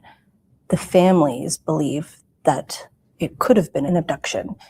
Do you think that that's a possibility here? Well, if that were something that took place, we will gather the information and we will pursue that, and we will pursue any charges related to anything like that took place. However, again, we don't have any direct evidence of an abduction or anything like that at this time. So you're not pursuing the investigative avenue of an abduction? We will look in all avenues of investigation. I'm just, that's not evidence or information that we have directly at this time. Why not? Oh, there could be a number of reasons for that. We may not have found that information yet. There could be a member of the public out there that has a key piece of knowledge that we haven't managed to bring forward yet. There could be a number of reasons for that, and the other one being they may not have been an abduction. So there may not be evidence out there to gather. Again, that's why we have to let the information we gather dictate our decisions and direction. The families say that on May 2nd, they were told by an RCMP member on scene that an Amber Alert would be issued, and that did not happen. Why not? I can't comment on the commentary that may have happened between a member and the family at the scene. But when it comes to the Amber Alert, the criteria for an Amber Alert wasn't met. We didn't have the necessary pre-qualifiers to issue an Amber Alert. However, we did issue vulnerable persons alerts related to the disappearance of Jack and Lilly, and that was the appropriate kind of direction with the information we had at the time. Looking back, was that the right call? Yeah. Have mistakes been made in the handling of this case? I'm very confident in the work that the RCMP's done on this case from the initial response that was within really minutes, and people on the ground searching property within a couple of hours, and the continued investigative effort by the investigators. I'm very confident in the work we've done. No, I don't believe we've made any huge mistakes, and we continue to put effort in to try and resolve what's happened with Jack and Lilly. I'm confident in the work the RCMP's put into this file. What's taking so long? Well, the sheer volume of information that's come in is a big part. And, investigations like this take time. We've had over 8,000 videos that we've had to review and go through. We've had over 1,000 tips from the public, and each one of those tips have to be reviewed in detail and steps taken to ascertain the veracity or whether they're accurate or not. And that all takes time, and you have to do it thoroughly and you have to document it properly. So larger investigations, they take a lot of time to do. And we have to take these steps and make sure we get our everything in a row properly to move forward. At this point, do you think those children are still in the woods? We've done an extensive ground search using all technology that could be available to us, including drones and penetrating radar for the ground. We've had human remains detection dogs out there, and our ground search and rescue volunteers covered extensively the area around where the children were missing. So I think the chances are low. However, there's always that possibility that they may be in an area that just we haven't been able to find them. It does happen. It's happened. So I would say that the chances are there is a slight potential they're still in the woods, but we're following up on every lead we can to try and ascertain that. So if they're not in the woods, where could they be? Well, again, that's that is the main goal of what we're trying to accomplish, to find out what happened with Jack and Lilly. The court documents suggest that RCMP are using technology-based techniques. What does that mean? Basically, we're looking at whatever technology is out there to assist us with our work, whether that be during the search phase with the drones and the side scanning, LiDAR, radar, or whether that's through the use of different analysis products or other tech options, whether it be the use of video review programs that do things more efficiently, which we have done. There's just looking at different ways to do our jobs more efficiently and to gather the most evidence possible.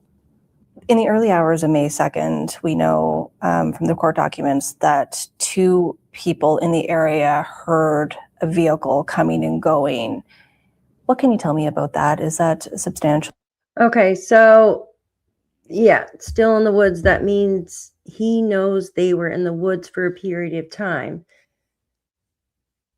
I feel that they were saying basically like they didn't walk in the woods themselves, if that makes sense. Does that make sense? Yeah, unfortunately, the human remains dogs, if they were out there in the area that the dogs were in, they probably most likely would have found them.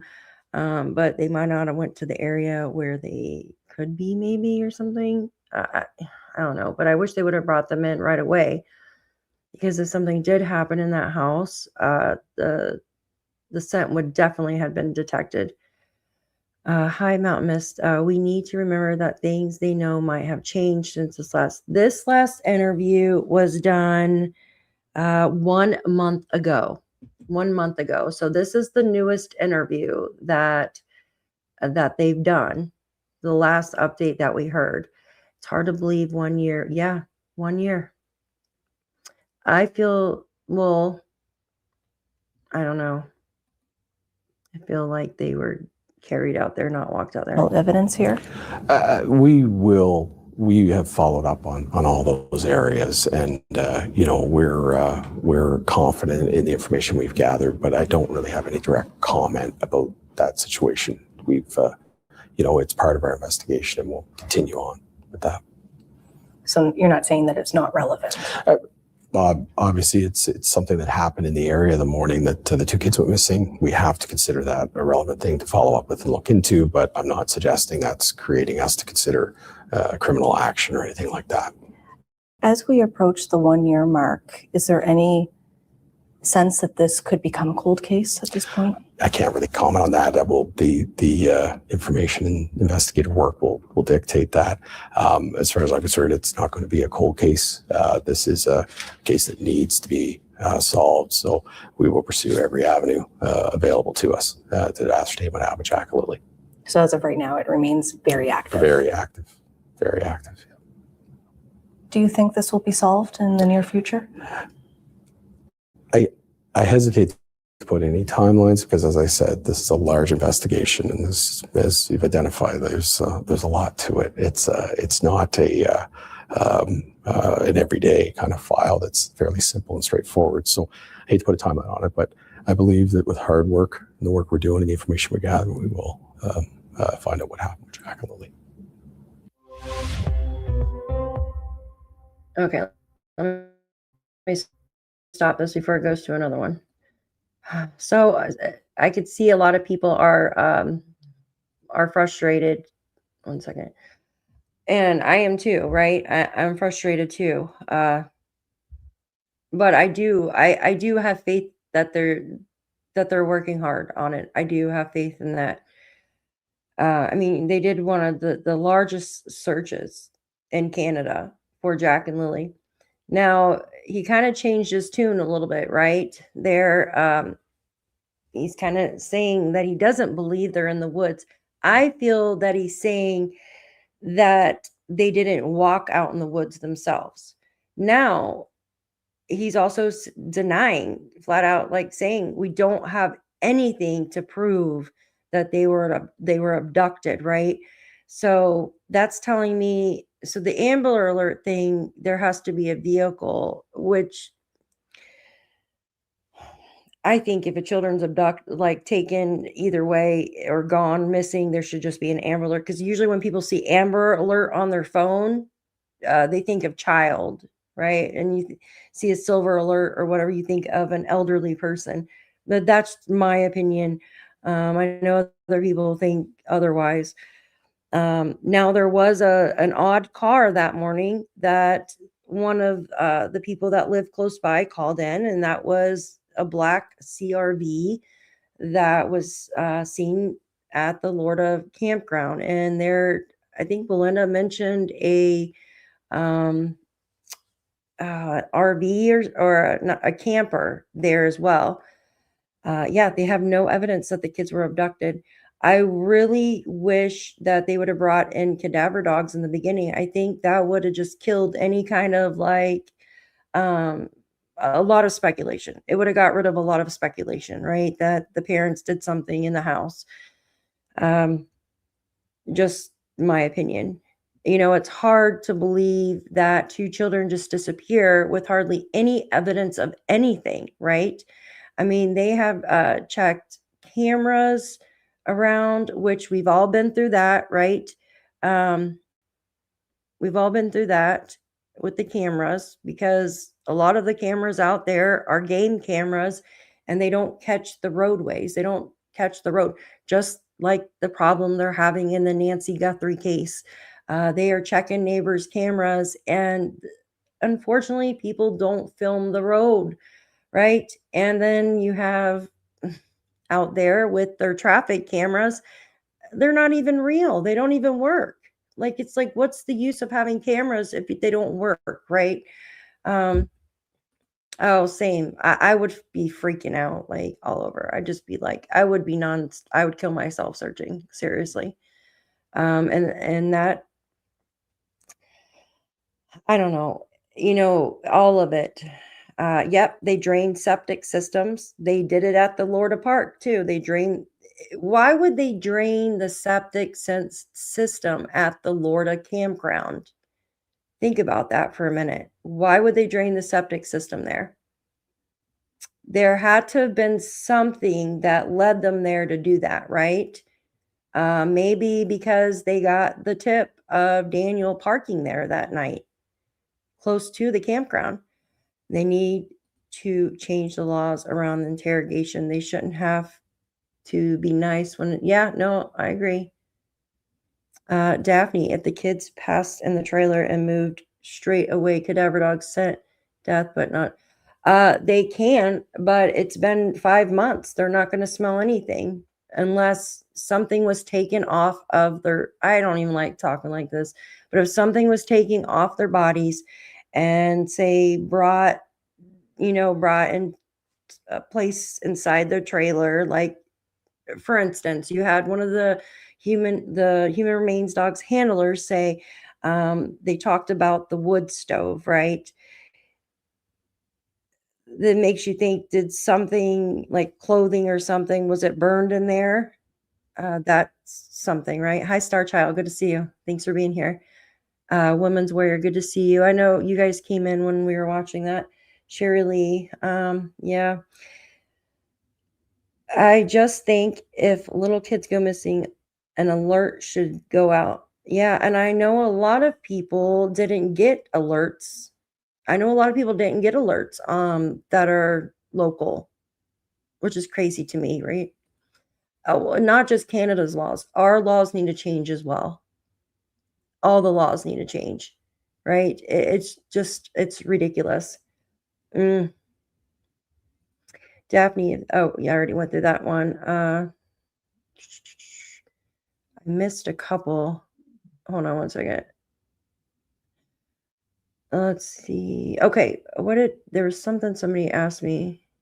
Yeah, no evidence the kids were abducted. The only evidence they have to go by is that blanket.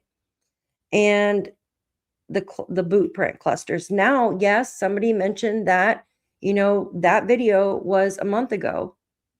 So, of course, they could have definitely changed their minds now. But what have they done recently?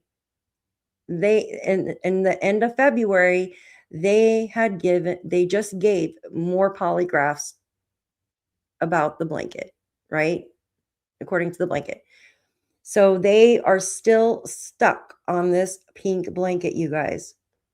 On the pink blanket here. They're stuck on it. Oh, what is going on here?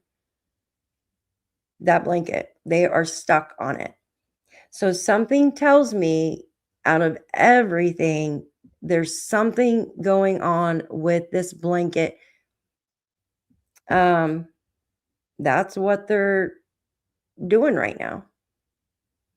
Yeah. Yes, they can scent ashes. Absolutely. If something was on someone that had been unalived and taken off, because our bodies produce pheromones, certain pheromones, right? Gases after we pass. And if those items were on when you pass and put in a oven or something, or a stove, it's going to release the scent to the dog. Do they remove the chickens when the dogs search? I have no idea. Probably not. Those dogs aren't going to chase chickens and cats and stuff like that. They're highly trained. They probably don't even need to be told what, you know what I mean? They probably go off hand commands. They're that trained. But why has Daniel Martell, Malehya Brooks-Murray, and Janie Mackenzie and her family not continue searching? I have no idea. I thought it was strange as well when Daniel didn't go out and search the woods by where the boot prints were located, right? And he said that on DT's channel. So, but the thing is, I mean, that's a really wide area. And if that did happen, then, maybe the dogs weren't in that area. Maybe they did. We heard that they focused around the boot prints, around the blanket, the cadaver dogs, and spent 8 hours, 4 days one day and 4 days another day at Daniel's house, right? So,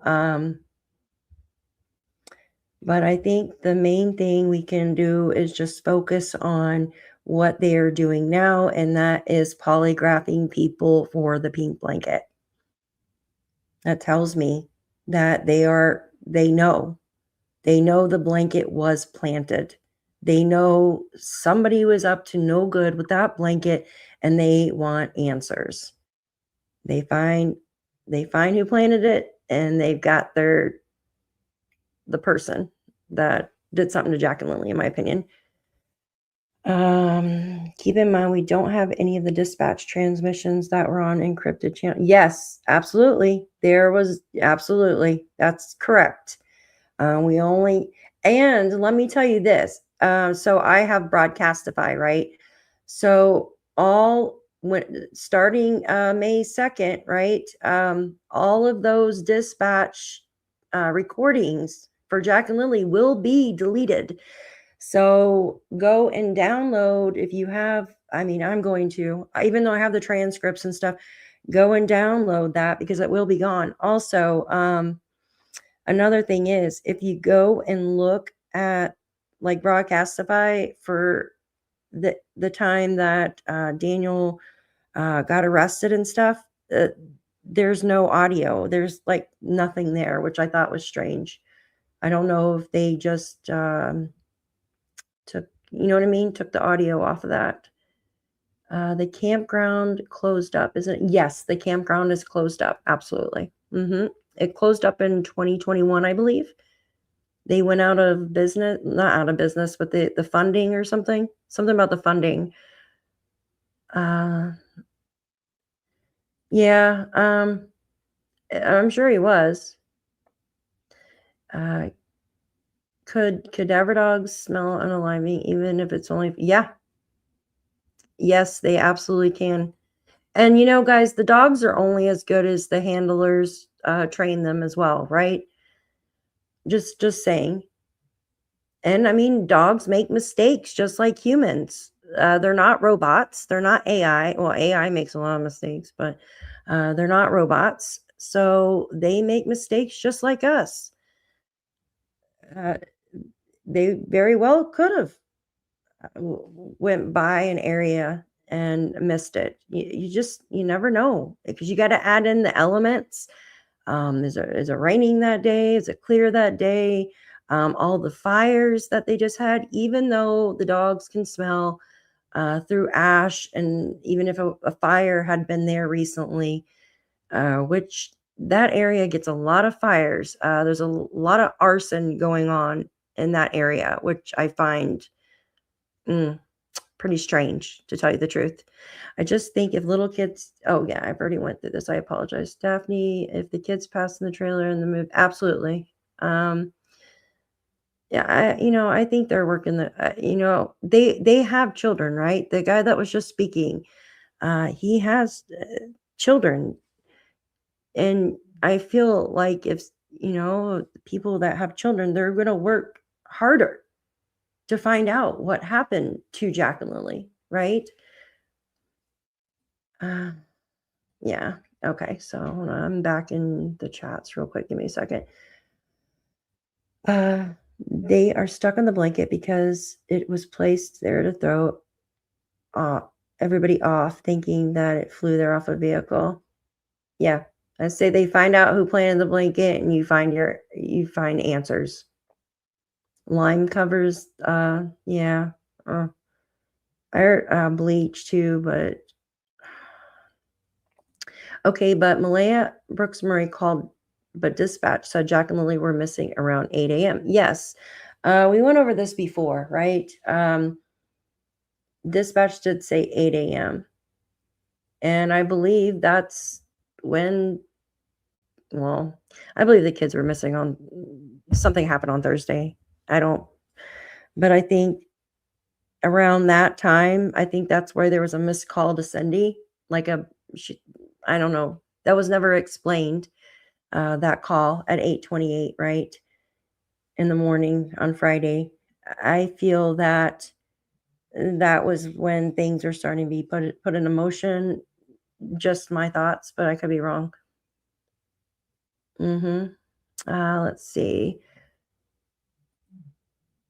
And Durwood and others. Yeah, what is his deal, right? What is his deal in this? He allegedly wasn't there. So what, I want to say, what's his motive? What is his end game here? Like, why? Why come out and do what he's done? That's my question. See that? He said, this is not your typical, exactly. It's not a typical missing persons case. We need to think outside the norm. I think a lot of us has been thinking outside the norm. To tell you the truth, I know a lot of you have come up with different theories.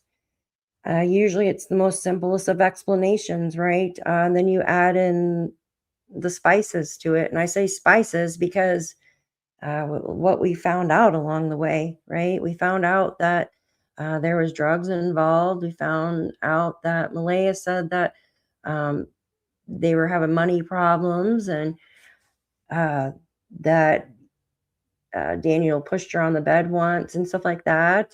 We found out that CAS was involved, and you add everything up, and it's never a good outcome, in my opinion. Yes, the detail according they were missing since 8. Same. I always thought if taken by I did go to that a couple times, right? I was like, well, maybe Malehya hid them because of CPS and stuff. Well, why didn't she hide their toddler, right? Why didn't she hide her? And then we heard that Malehya gave them to distant relatives, and then Malehya and The toddler, I'm sorry to call her the toddler. Like I said, I don't want to put her name out there because the family doesn't want people to mention her name. So why not? And then she was supposed to be out on a different vehicle. That just doesn't make sense. Like, it just doesn't. If she was up and Daniel was sleeping, then just get the hell out. You had your own car. But I do not find it to be a coincidence that Malehya just got her car registered, got it legal on Wednesday, and then Jack and Lilly somehow go missing on Friday. I do not find that to be a coincidence whatsoever. I do not find it to be a coincidence that there was 6 bags of laundry, right? And Malehya didn't put any clothing up whatsoever, not even, you know, the youngest, right? She didn't put any clothes up whatsoever. So it makes me wonder if she was trying to get out of there and something happened in the process. But I do not think Malehya is as innocent as some people. I could be wrong, but that's just my thought, because usually, when a mother does not speak out for her children, and I'm sorry, I know, like, she doesn't owe anybody anything. If she is talking to the police, that's fair, right? But usually, if you're missing your children are missing, genuinely missing, right? You're not going to leave the area. I would sleep in my freaking car outside. I would have my mom or my brother stay with me, if there was issues going on between, you know what I mean? I would stay there and look for my kids. I would park at the Lordic Park campground and stay there and search all night long. Nothing could stop me. I don't freaking care if somebody was trying to murder me. Nothing could stop me from looking for my kids. And with her not just, I don't know, it's something doesn't feel right. It doesn't feel right, and that's just my thoughts on it. Didn't someone from, yes, they did. They did show up. The chief showed up on the first day. I don't know how her dad didn't know. Maybe she told him not to tell her dad. I know her dad found out like the following day. I don't think she wanted her dad there because her dad and mom don't get along, from my understanding. Lori says, I truly believe the kids are not in the woods. I feel like they are, but they didn't get there themselves. It's okay. Everybody has their own opinions. And that's what solves cases. Like, seriously, we figure out and brainstorm and have different opinions.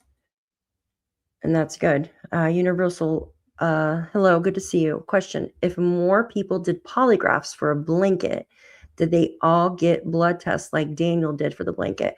That's very interesting. I do not know that answer about the blood test for the blanket. I want to say no. They probably did not get a blood test for the blanket. They most likely just had the polygraph. I believe the blood test was for something else, to do with the case where he just got arrested. Just my opinion. I hope that answered your question, though. KOA campground. Let's see. Helicopters, drones, search teams, cadavers, didn't miss a disturb. Yeah. Yeah, they did. They did. They did. They did grid searches, everything. Absolutely. I mean, they could be a little bit further out. They could absolutely be further out, right? Or in a mine shaft. I know people were talking about mine shafts. Some of those mine shafts aren't closed up. Very hard to get it,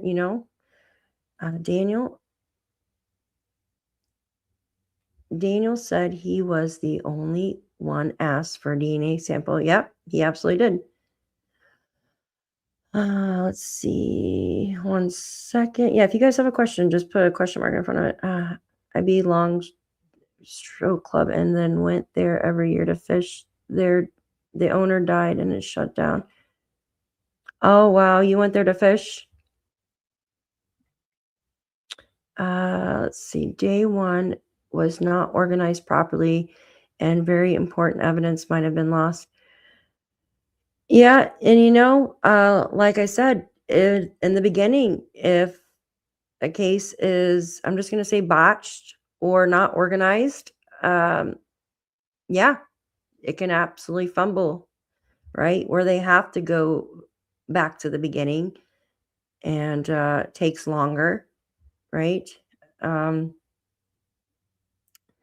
know they were there right away, but I agree. They shouldn't had let family, right? People there on the property shouldn't have been allowed to search, in my opinion. Whoever planted that blanket will be charged with obstruction and tamper. Oh, you bet your ass. Yes, they will. They will be charged with obstruction and tampering with evidence. Absolutely correct. I agree. Hi, Anastasia. Good to see you. Yeah. What do we have here? Oh, you're talking to seaweed. Okay. Cadavers can work out the sun even on a windy day. Yeah. Usually the wind will actually help them to catch a sun. Thank you, Crime, for your super sticker, my dear. I appreciate you being here. Thank you so much. Whoops, where are my chats? My chat went away for a minute. Hi, Maribel. Good to see you. Durwood changes every part of his story except when the kids were taken. I wonder why. Yeah, Belinda, I ponder all the time, what is his deal, right? What is his end game? Like, why did he get involved? Why? And then takes back a bunch of stuff. It's very interesting, especially in the beginning when they said there was a black SUV guy with his mustache and stuff. And then when he says, Daniel, try to pin it on me, right? Try to pin evidence on me. Really just makes me wonder about him. It really does. I think I missed a bunch of messages. I apologize. DM's charges changed a lot of people's minds about what happened to them babies. Oh, yeah, I agree. Yeah, fires were a big problem why lots of people couldn't go in the woods. Yeah, what is up with all the fires there? Why are people constantly causing fires? It's crazy to me. A lot of it is cigarettes. People throwing cigarettes in ditches and arson. Because I do. I listen to the dispatch all the time. A lot of people catching shit on fire. Why don't the media send in reporters who can come across more assertively? They are both soft-spoken and kind. The one woman that did, here, we'll watch that. The one woman that did the interview with him, she did a great job, in my opinion, asking him questions. She was straight up with him. Here, we'll play that because I really like this one. Now, they did this, they released it after, but did it before. Weird vibe in Nova Scotia living around large historic families.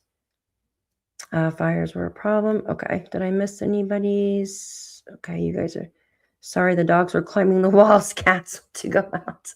That's so funny. Hi, trail hiker. In my opinion, everything points back to Daniel. Malehya went to bed, and DM was the last one with kids. I kind of agree with you. And then you have Malehya saying she got up at 4 a.m., right? And witnessed Daniel in the bathroom. Sometimes I feel like he is being set up. I do. I feel like he's being set up. But his actions is what makes me change my mind about it. Because I know how many inconsistent stories and statements he said. I have them all written down and I showed them on the video, right? And then, like I said, is someone that does methamphetamines, right? And then says that it doesn't affect my brain like normal people or other people or something, he said. Like, come on, really? I just can't. It's just really hard, I can't hear another word from him. I have no idea why he continually stirs the pot and sits back and laughs. No, I agree. Why wouldn't M turn state's evidence and tell on Daniel? Turn state's evidence and tell. I don't know. Sometimes I think maybe she doesn't know. Maybe she has no idea. Maybe she has an idea.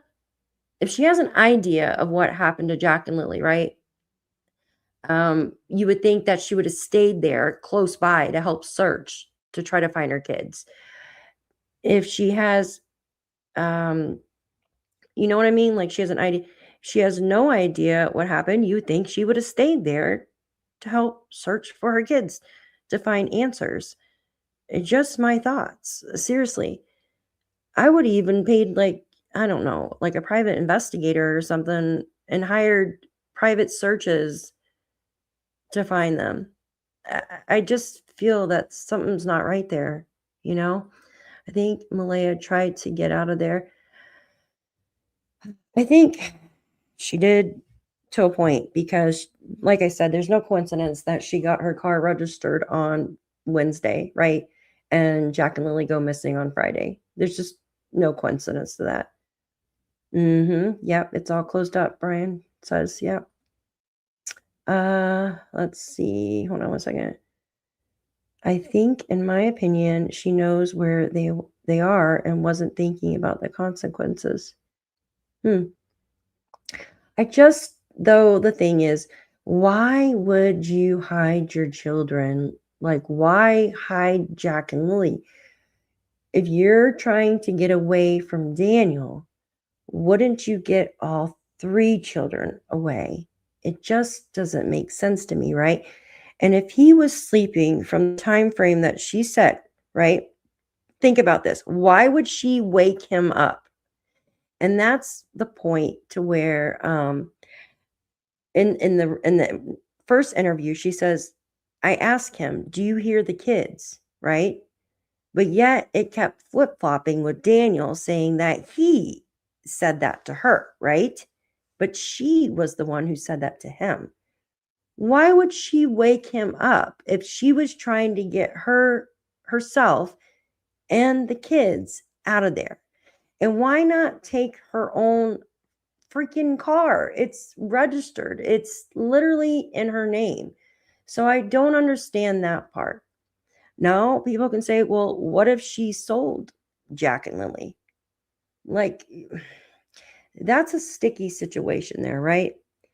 Why would you sell your kids? What would be the reason to sell your kids, right? I don't think she would. Why go and buy them?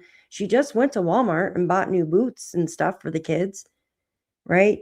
And if you were giving your children, selling your children to somebody, that's just, there would be some type of phone records communicating with someone like that, right? There would be some type of trail, phone records, something. So I feel like that's not the case there. Now, even if it was distant family, there would be some type of record, right? And it seemed like Malehya liked to use Facebook Messenger a lot to call on or to message, do video calls, because they didn't have any phone service there. So she was on the Wi-Fi using the Facebook Messenger to make her phone calls and stuff. Because I noticed Janie did messaging like that too. So because they had no phone service hardly, even with Starlink, they had to use just the Wi-Fi at their house, if that makes sense. So, I mean, they could do Wi-Fi calling, but it seemed like they did all their Wi-Fi calling on Facebook. And she did have that text app too. The one she deleted after, for some reason, she deleted it She said that she deleted it because she had she didn't have no reason for it anymore, right?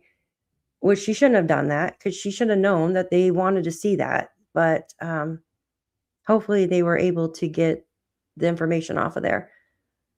Thank you for saying that. I feel like lately people are believing Emma's. Oh, I don't believe that she's fully innocent. I don't. I canceled my subscription because I firmly believe she's guilty. I feel, I do too. I do too. I feel that she's not all innocent. She might be innocent of certain things, but I don't feel like she's. I'm sorry. I can't, Yeah, of course. That's just me. And I don't think she's going to tell anybody what happened, to tell you the truth. I don't think she's going to tell her best friend what happened. Belinda said, no, Daphne, she owes Lily and Jack her voice, Peggy. Oh, absolutely she does. She absolutely does. I just can't comprehend that, Belinda. I don't understand how a mom can't do that. I know, like she said, or her friend said that she doesn't owe anybody anything, but she does. She owes her children, right? Whose footprints? Oh, that's just something I made there, Brian. It's nobody's footprints. It was just to kind of show a little. That's the only thing that we have of them is footprint, or if it is theirs, which I don't know, is a cluster of footprints and a blanket. That sounds likely. She had a plan. Someone helped her and made a huge mistake. Jealous boyfriend or predator. Only assumptions, no facts. I just don't see why, though. Like, why do that? Yeah, and that's another thing. You're exactly right, Susan. You don't look for something when you know where it is. Absolutely. I'm going to play this next video and then kind of go through some more chat real quick. Give me 1 second. Let me remove that and then add that. There we go. This is the one where the interviewer does a pretty good job. She's pretty stern. She asked him. Oops, hold on 1 second. I'm going to put on closed captions too for you. Oh, there's no captions on here? Oh, right there. Jeez, I need better glasses. There we go. Okay. Let's see. I think DM mentioned that helicopter grandma. Oh, okay. You guys are talking yourself. What a shame. 2 beautiful children are missing. Almost 1 year, nothing. No, it's sad. Yeah, of course, Mountain Mess. Of course. I'm going to play this video. Like I said, it's really good because she's pretty stern. She asked them straight up, like,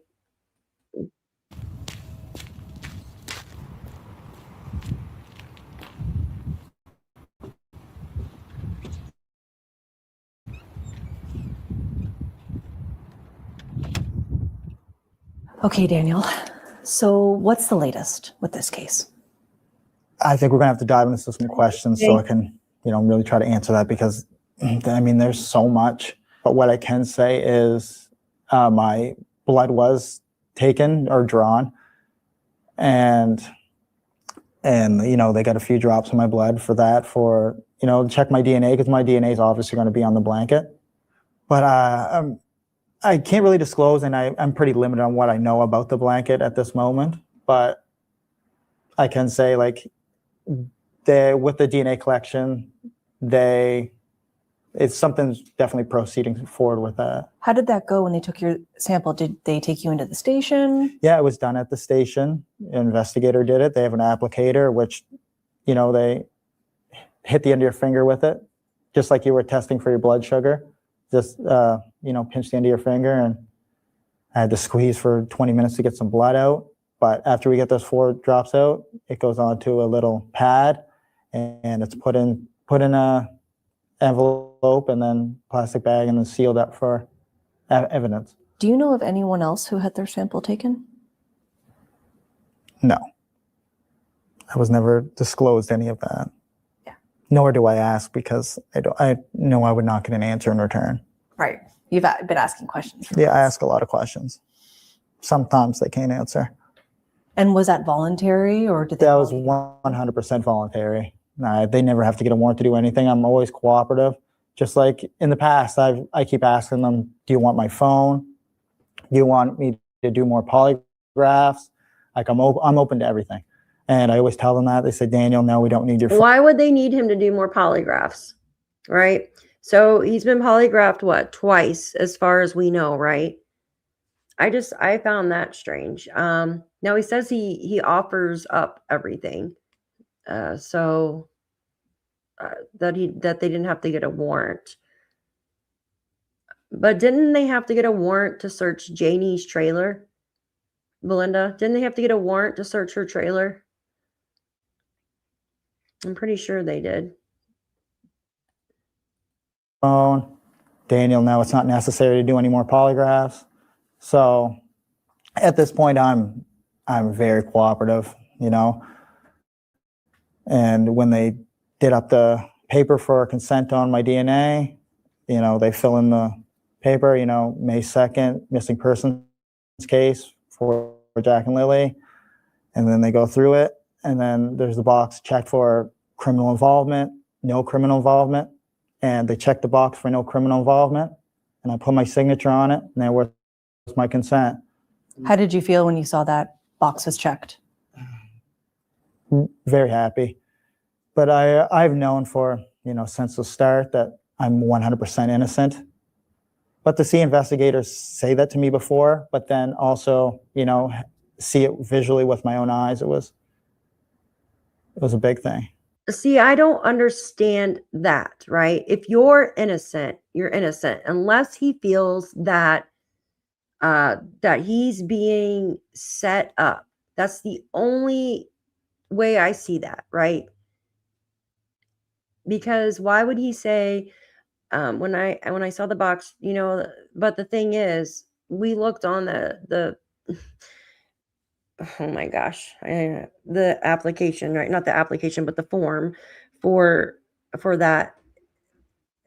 But I think maybe he felt like it had nothing to do with, maybe he had a feeling it was to do with Jack and Lilly. I don't know, but it was for something else. The blood was for something else, I believe. Lynn, okay, I don't know. I only know they didn't search that day, but came back the next day. Okay. And that was Saturday. They didn't search, but they came back Sunday to do it. Okay, thank you. Daphne's, question. Why was Daniel Martell not charged for his text to show a woman about, he might be. We don't know, you know, who it is. Shows a pattern. Well, yeah, because Malehya said he pushed her on the bed. And then, yeah, the two different women with the text messages. So it could be, I don't know, it could be them. I have no idea. That might be what he's being charged for. I don't know. It's really storming out here. Do you guys hear the rain and thunder? This mic picks up everything, even though I'm inside. Like, it's pouring outside right now. So you guys in Nova Scotia are about to get this. It's crazy. Hold on one second. I know that he gives you a headache, guys. I'm sorry. So it's your understanding, you believe that RCMP do not consider you a suspect? I'd say 100% I'm not considered a suspect at this point. Why is that? I mean, from that box being checked, but we can also go back to when I had my polygraph exam. When we went over the questions beforehand, all the questions were on death, right? So they concluded that by the end of it, I was truthful with all my questions or all my answers. So what he's talking about, I guess when he thought that he gave his blood, right? This is just me thinking outside the box. I don't think the blood had anything to do with Jack and Lily's case. Just my thoughts. I think the blood had something to do with the case that he's dealing with the confinement and stuff like that. Just my thoughts, guys. That's how I feel. And but I do feel like maybe he feels like he's being set up. Yeah, the box.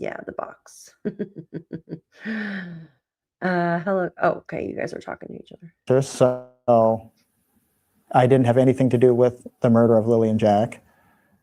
And there was no questions on the disappearance or abduction or kidnapping or anything of that nature. So that leaves me with, I didn't murder the kids. I have nothing to do with the disappearance because they did not ask any questions on that.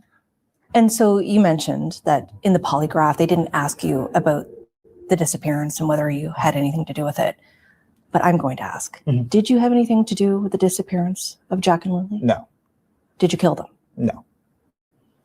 What do you think happened to them? At this point, I'm completely just not sure. I mean, I've thrown speculation out in the past, and there was Marcia, there was another woman too, not just Taylor.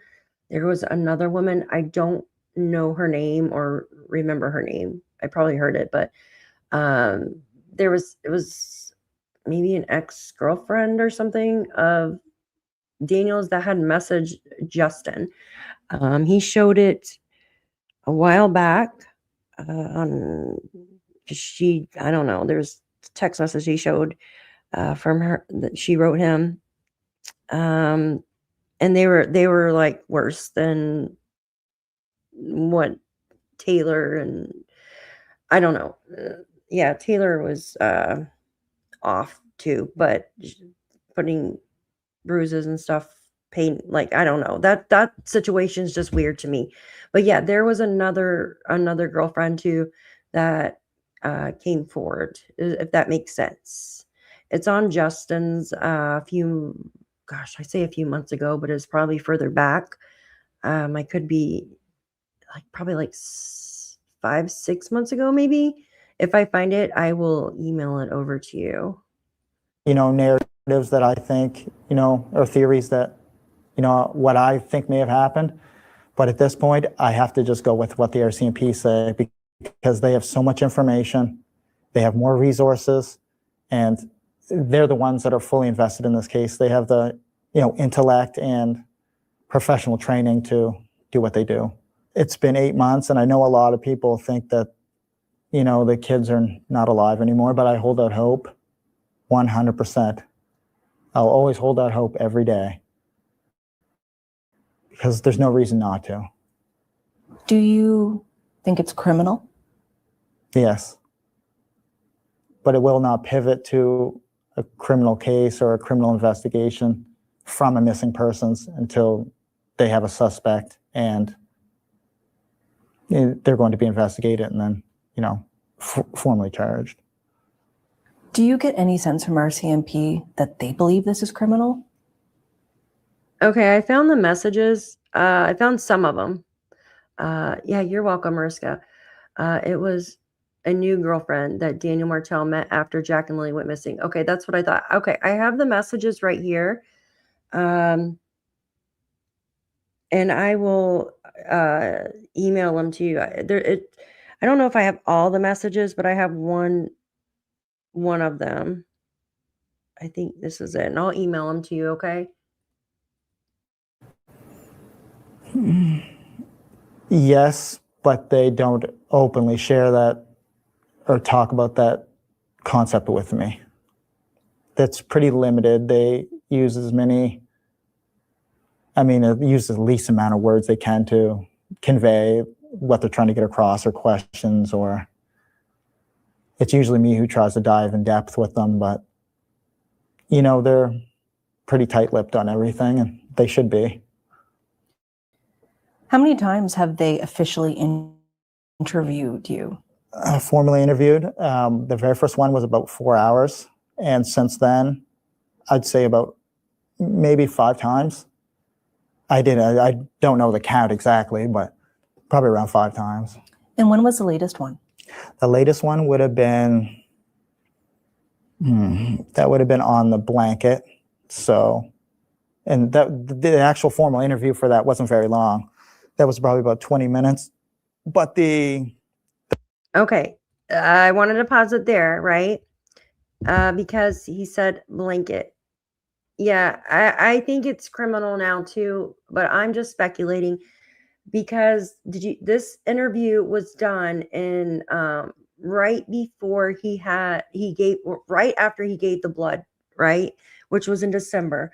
This was done in January, right before charges were laid on him for the confinement and stuff.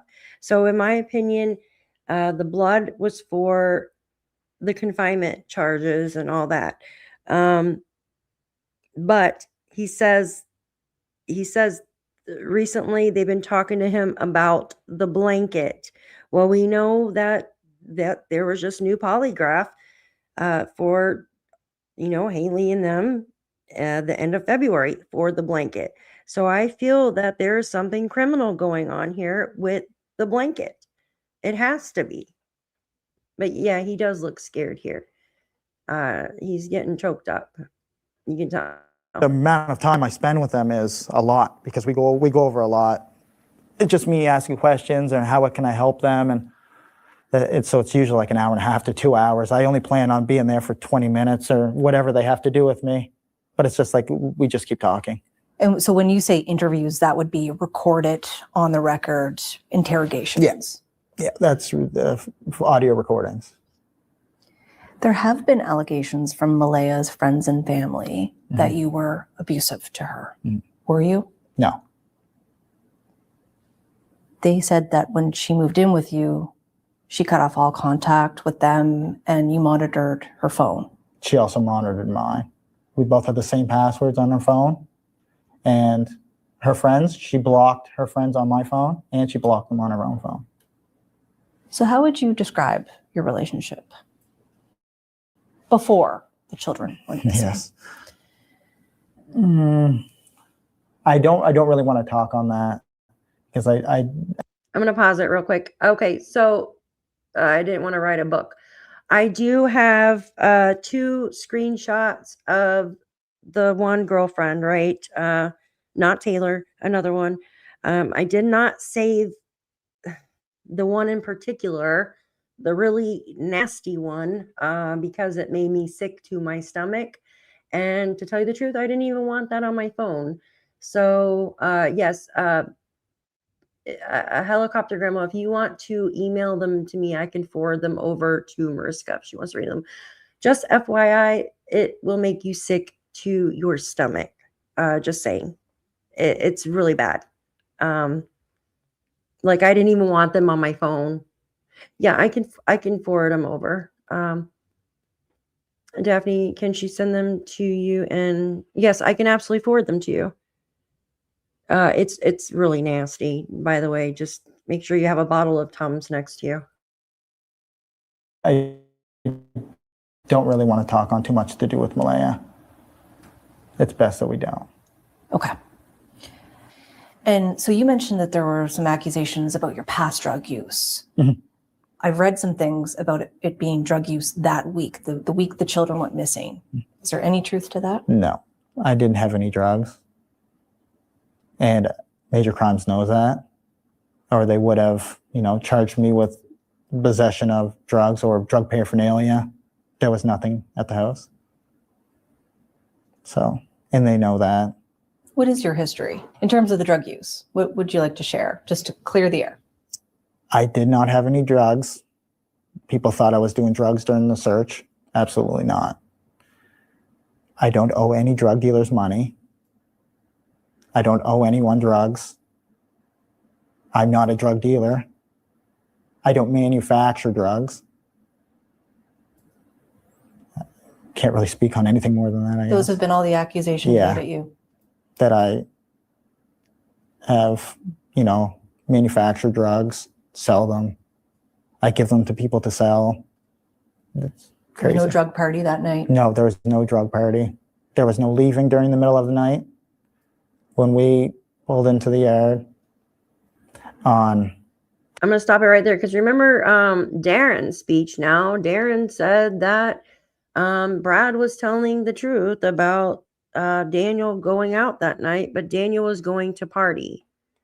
And I'm thinking, and then you look at Brad's map where he mapped out, the areas where Daniel went that night. And I'm like, why the hell would he be partying?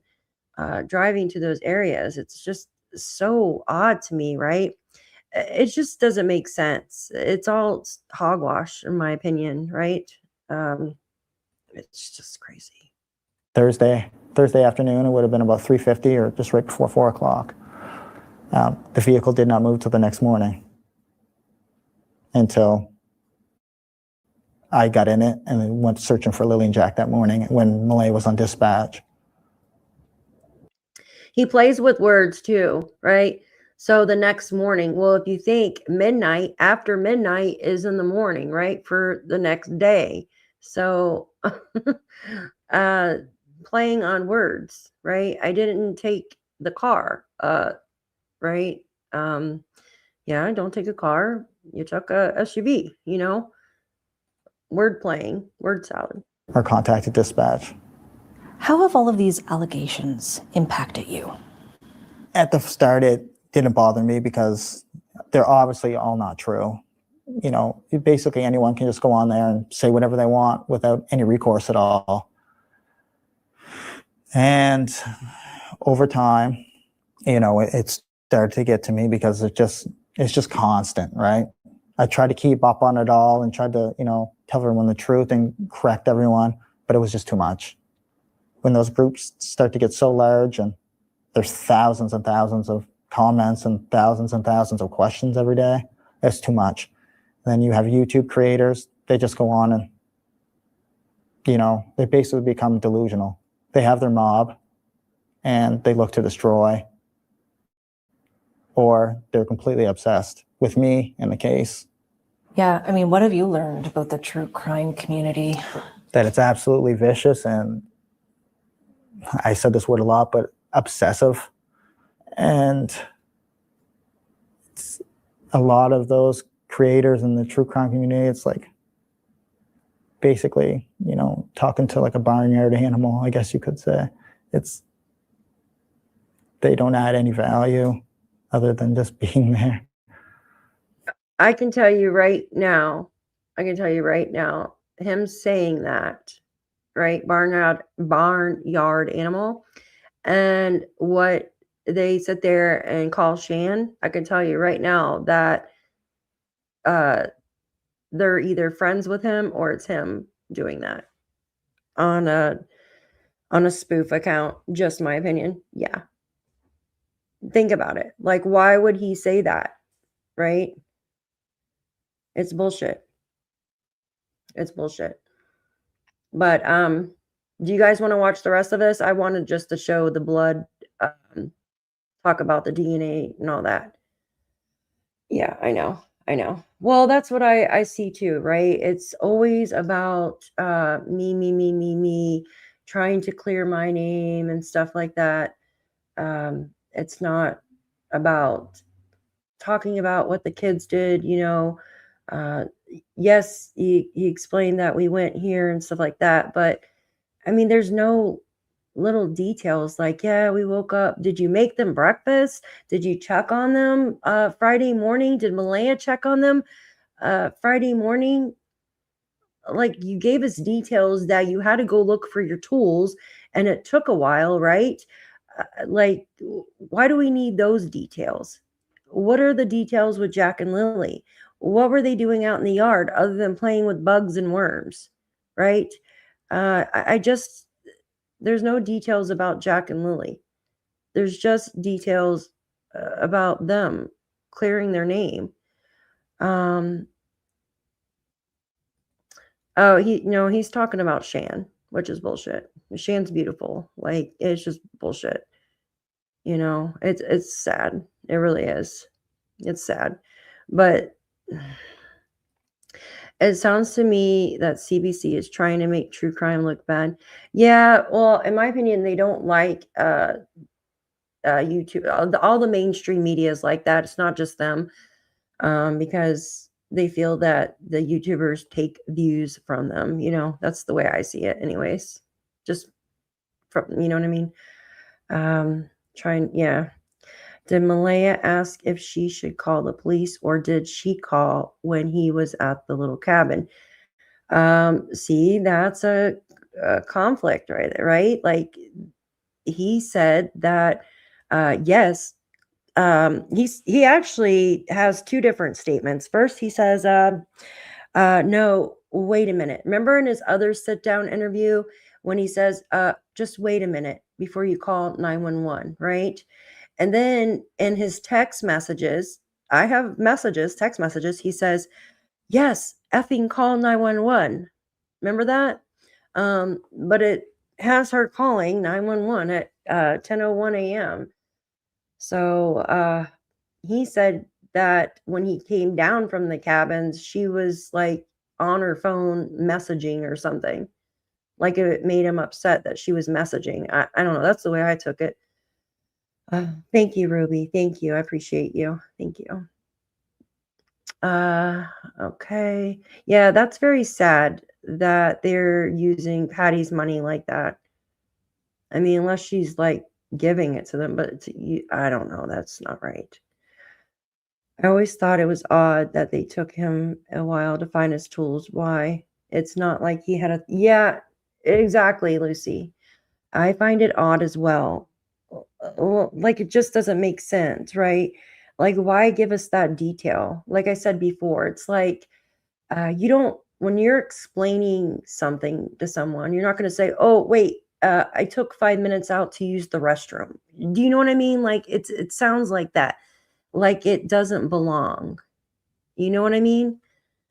Like it's something that doesn't belong in the statement, but I don't know. Like he's just giving something to get off of the subject. So maybe something happened around the time that they were building the fence. I don't know. So he's trying to add on to it, but I could be completely wrong. Yes, exactly. We're obsessed with finding out what happened to Jack and Lilly because kids don't just vanish. They don't. It's not normal. Yeah, they're exactly. Yeah, Shan's on. They are intimidated by her. I remember when I met Shan, it was like a month after Jack and Lilly disappeared, and her and I started chit-chatting. I had left a comment, right? Because I was trying to freaking make a timeline, and I was going crazy because of all the inconsistent statements, right? And the garbage that kept coming through. And she had replied to me. She's like, hey, I've been doing it too. She's like, contact me. And ever since then, her and I have been like stuck together like glue. Seriously. Like we just been stuck together like glue. And I told her to make a YouTube channel. You know, she was talking about, I was like, hell yeah. Hell yeah. Because she's very intelligent and she's local. So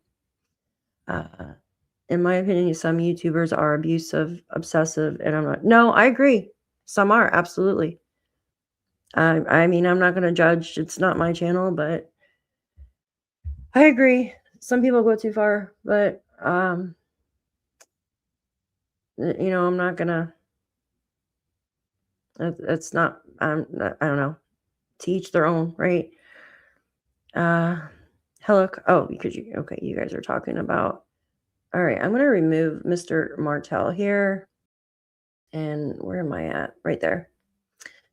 Anything that is not about them trying to make you believe. Yeah, and I agree with that. I agree with that. The one statement that got me to was the shushing, right? The shushing. First, we heard this. Now, this was Darren, right? And he was in contact with Janie. And he did say that Janie stated, right? That first it was Malehya shushing the kids. Listen to this. And then it went to a lady shushing the kids to no, I didn't hear shushing, but it switched because Daniel said he told Lily to shush because she was going to wake up the baby. And I'm like, what the freaking heck? It's like they flip roles. It's so freaking weird. But I have a text message from Daniel that he even said, mom said she heard shushing that morning. So Daniel said it too. So, I mean, Darren's not lying about that. He's not lying about that. And Belinda, didn't she tell Belinda too? In my opinion, three kids heard, said that 2 didn't get up to tend to the children. 6 and 4 cannot take. Yeah, no, I agree. There's too many people coming out of the woodwork now, and Durwood is playing. Yeah, I agree. Like all these new players coming out of the woodwork. I don't know what happened with him and Sheehan. I have never heard her falsely accused or obsessed.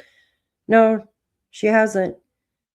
I have never heard her falsely accuse him. She seems very I mean, she has her opinion like I do, right? But it's not. It is awful. It is awful. Durwood, they are. And it's all the same people. You can tell. He intentionally said barnyard animals because he wanted her to know that it's either him or one of his cronies, in my opinion, doing it. Let's see. April, wait. Okay, you guys are talking. And calling 911 before checking with Janie. Yeah, I agree, right? And then Janie just somehow wakes up miraculously, right? Like out of her sleep, out of dozing 50 times, dozing, right? She goes back to sleep because she hears Daniel from the sliding door. She knew he was standing at the sliding door. And she's like, oh, just go, let me go back to dozing, right? Here's the kids outside. And if she did hear someone shushing the kids, she went back to dozing, but somehow miraculously like woke up and went outside and found Malehya standing in front of the trailer, right? With the baby on her hip, which I thought that was so weird too. Like, why? That's just weird to say it like that. And she confronts Malehya, but she doesn't know what's going on yet because Malehya and Daniel bypassed her RV. Even if you thought she wasn't home, right? You would still go and check. The chickens are out, so she has to be home. They had to have seen the freaking chickens or heard them. They're right there. If you're at the sliding door, you have to see the freaking chickens are out. So you have to put 2 and 2 together and realize, oh, my mom's home, because the neighbors aren't going to come over and let the freaking chickens out, right? Like, it doesn't make sense. Yes, they said that Jack lets the chickens out, but it sounded to me that Jack messes with the chicken cage or something, maybe lets them run out in the yard, but I could be wrong. So yeah, it doesn't make sense. Why didn't they, right? Exactly, because she's close. She knows a lot. Janie said Malehya was on her phone. Yeah, with the baby on her hip. I would not be able to hold my grandson and be on the phone at the same time if it does not make sense. Yeah. I guess maybe she can. I'm not that coordinated. I'm glad Darren has disappeared. Oh no, he hasn't. He hasn't, Mariska. He was just on Susan's channel talking about the toolbox, auctioning off the toolbox for $1,000. Yeah. That's what he was doing. This was just a couple days ago too. If you want to watch it, her channel is Hidden in the Fog. I'll put it here. He literally just went on her channel, Hidden in the Fog. He says that they're auctioning it off for $1,000. Is this the weirdest case ever? I agree. At first, he's thankful that everybody is looking for the children, and now it's the same crap. Jason. Oh, yeah. The Canadian media needs to be held accountable, especially publicly funded. Daniel is always oversharing, exaggerating. Yeah, I agree with that. But we don't know where the tools were. Was he hiding them because he thought someone was stealing stuff? Where the tools at Earl's? That's the thing, Christina. Where Where were the tools at, right? Why did it take you a long time to find your tools? I can tell you where the wrench was. It was in the freaking door. They've got 4 doors, right? You have the front door, the sliding door, the door in the bedroom, right? And isn't there another door? Maybe there's only 3. The front door, sliding door, and the bedroom door. And there's a door next to it, I think, too, but I could be wrong. Why are you just putting a wrench in the front door? It just doesn't make sense, right? It doesn't. I think I heard the tools were at a friend's house, but I could be wrong. Yeah, late slips for you. Yep, oversharing. Oversharing on certain things, right? Like the tools is oversharing, obviously. The bugs and worms things, I think is weird. Yes, Jack liked bugs, playing with bugs, but is that it? That's all he liked playing with was bugs? Like, he didn't do anything else? He didn't like to play with little trucks or anything? He just liked playing with bugs, which I thought was weird. Yeah, it's very odd. Well, the video he made was very condescending. I agree. I agree. You're worried about Shan? Shan's okay. Yeah, it is ridiculous, Mariska. Yes, mainstream propaganda. Absolutely. All right. Yeah, it's usually just a couple people and they make several different accounts. Let's see.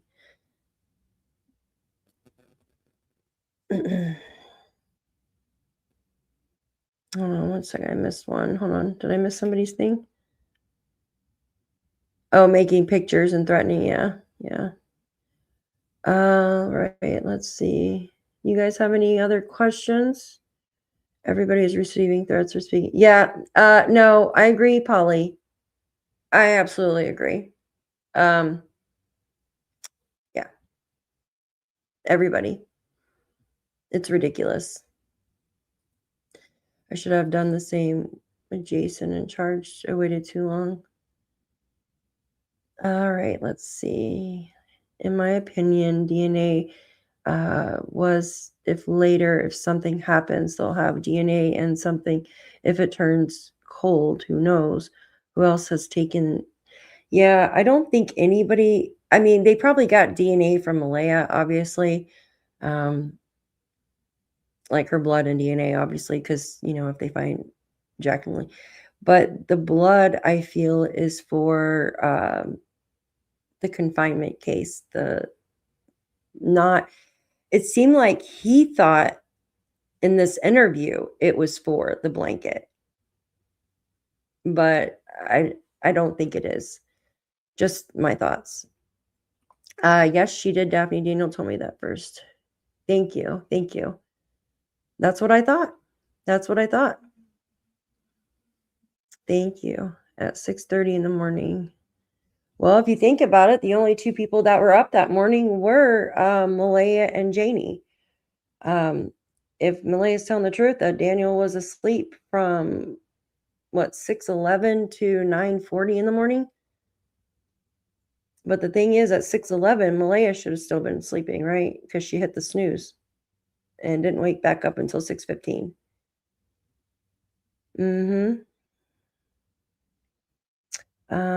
And why did Janie McKenzie not say to Malehya she heard Jack and Lilly that? Yeah, you're right?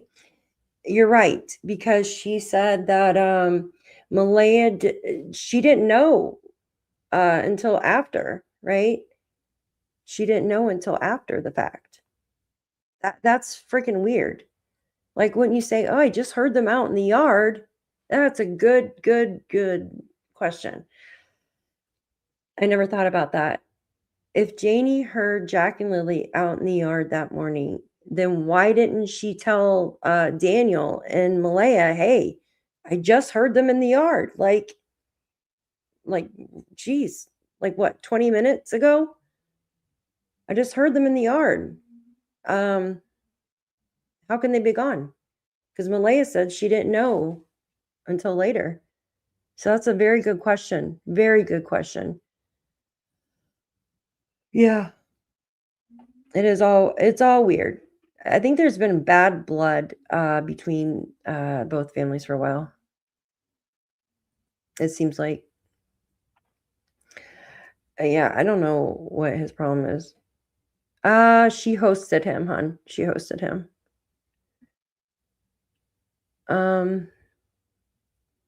In my opinion, if they didn't get up to tend the kids on day missing and they walked away, someone or more could have took the kids and done something to them. I thought that too. What if they left them outside Thursday night? Oh, did you? I'm sorry, I'm behind in chat. I just seen did you email it to me? Did you email me? Yeah, so what if they left the kids outside? Think about that. Hold on one second, you guys want to look at that. Look at something real quick. I was posted to see who would actually ridiculous stupid enough to take it seriously. Are you serious? Is this right now? Is this in his chat right now? Jess? What a freak. I can't believe it. I'm not in there right now. Are you serious?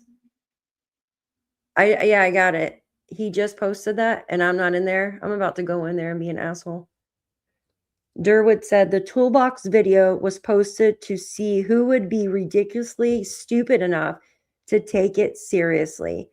You swallowed the bait, hook, line, and sinker. What a silly little fool you are. Laugh my ass off by now.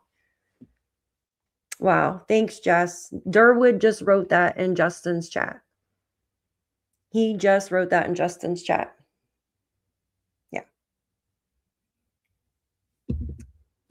Thank you. Daphne, I sent you something to show. Okay. Give me a second. I just see the one. Do you want me to show it? I thought he borrowed the tools from Jordan. Yeah, good question. I thought he did too. Okay, hold on. I'll pull it up. Give me a sec. I thought he did too. Because then you have the one lady saying that she saw Jack and Lilly outside. Hold on, I got my other email up here. Thank you. Yeah, I'm going to show it. Give me a sec. Wow, what a freaking jerk. I can't believe he did this. All right, I'm going to pull it up. Thank you. They have a woodshed that stores their firewood. So much of this doesn't belong. Okay, you guys. So Durwood was just in Justin's chat, and I'm going to show you. Thanks to Jess, she got a screenshot. All right. All right, one second. Let me pull it up. Let me know if you can see this or not. Oh, wait. Where's my email at? Oh, sorry. Hold on one second. Let me get rid of this and pull it up real quick. I cannot freaking believe him. He didn't come in here. He probably was in here. Okay. But I didn't talk about the toolbox. Where the heck is this? Okay. All right. All right, look. All right, let me move that. So this is Justin. And he's live right now. And this is Durwood. Do you guys see that? Malehya and Daniel Malehya would have heard, absolutely, they would have heard Jack and Lilly from their bedroom. Absolutely. Yeah, Janie said that she heard them playing or heard them talking and playing on their swings. Yeah, she heard them playing and talking on their swings. Yeah. Hey, the real Norbeaster, Durwood really needs to put a sock in this because he's turning into a circuit. Yeah, no, I agree. Look at this shit. This is crazy. Oh, it's from last night. Thank you, the hustler. Thank you. Yep. Yeah, that's what I was thinking too. Either they were left outside or, yeah, this is crazy. I'm going to read it to you guys. This is as big as I can blow it up. He says the toolbox bid was posted to see who would be ridiculously stupid enough to take it seriously. You swallowed the bait, hook, line, and sinker. What a silly fool you are. What a freaking turd. What a freaking turd. Hi, Sky Painter. Good to see you. What is wrong with him? There was a Southern podcast, yes, reporting on the parents driving the kids out of the area because he did that early. Yes, that is Brooks. He was on her channel doing that shit too. Yeah, he did it for a joke. Yep, there you go. Yep. He needs to be charged with making false. Yeah, or with obstruction. I'm sorry. Here, let me scroll down. I'm so sorry. I'm way behind. Hold on. Hi, Al. Good to see you. Yeah, you seen that? Why do I always miss everything? Yeah, it's bullshit, guys. I'm sorry. Like, seriously, if he's going to auction it off and use it to pay searchers, then that's a good thing. But then you're going to sit there and make a joke. Yeah, I don't even want to play the fucking video. Excuse my language. I know, absolutely disgusting. Just says more about yeah, no, I agree. I agree. No, he sits there and freaking laughs about it. He's like, oh, there's a nice, he didn't say there was a wrench in there. Here, do you want me to play the video? Do you guys want me to play the video? Hold on. Give me a second. No, I liked Susan, but I don't like Durwood. Hold on. I'll play this and I probably got to go. I've been on here for 3 hours. What's hidden? Okay. Hidden in the fog, right? Hidden in the fog. Yeah, he's being a complete fool. And he does a video showing the contents in it. Give me a second. Let me remove this. Thanks, Jess, for sending that to me. I had no idea. Sorry, my computer starts getting tired. It's old. All right, 1 second. It's okay. Add the stage right here. Can I blow that up? Okay. All right, this is hidden in the fog, and I'll do credit. Did Justin see that? No, it doesn't help them. Absolutely, it doesn't help them. But I'm going to show you how ridiculous this is. Hold on 1 second. Give me a second. A rust toolbox buried beneath the snow. On its base, it appears to be nothing remarkable. But in the online world following the disappearance of Nova Scotia siblings Lilly and Jack Sullivan, that forgotten metal box has suddenly become the subject of speculation. Some have suggested it could contain evidence connected to the children. Oh, good night, Mariska. I will forward that email over to you. It's good seeing you, my dear. Have a good night. Disappearance. Police, however, say they are not interested in it. Hello, ladies and gentlemen. He saw it. This is the infamous Durwood O'Grady. A lady from Hidden in the Fog channel. Her name is Susan Lowe, and she's been very truthful and helpful with me, and I've been as truthful and helpful with her as I can back. We've both been respectful to each other, which means a lot. And she asked me if I would send her pictures or video of the famous, the mysterious, the toolbox. So anyway, here it is. It's about 2.5 feet wide. It's just a rusty old toolbox. I dug it out of the snowbank where Daniel Martel chucked it at Foxbrook. I haven't opened it yet, but we'll do that right now. Foxbrook. Here we go. Oh. So did he borrow the freaking tools or what? Did he borrow the tools from his son or what? Or is this all a freaking joke? You know what I mean? Come on. It's stuck. All right. Oh, look at this. Can I make that smaller? Hold on one second. Oh, my Lord. Hold on, I'm gonna make this smaller. What? so you guys can What see. an arrangement. Stop. So, why has this toolbox captured so much attention? The story begins with Darren Geddes, a relative of the missing children. During an interview with this channel, Geddes shared an unusual detail about a toolbox that once belonged to Daniel Martel, the man who was the children's stepfather at the time they disappeared. According to Geddes, Martel had traded the toolbox to Geddes' son, Jordan. On its own, the detail might seem insignificant. But in a case still surrounded by unanswered questions, even the smallest connection can quickly become the focus of speculation. Look at that. There's a rivet gun, a tire iron, a level. Oh boy. Some nails, another rivet gun, an adjustable crescent wrench, and a pair of pliers, and a couple other hoodads and doodads. Jesus. I'm absolutely sure that the YouTube crime experts will have a lot of analysis to do with this. Mike DeMann will go right crazy when he sees this. So anyway, I don't know what else to tell you other than this is the famous. Yeah, I'm done with that. I'm done with it. I'm not going to entertain it. The only thing, come on.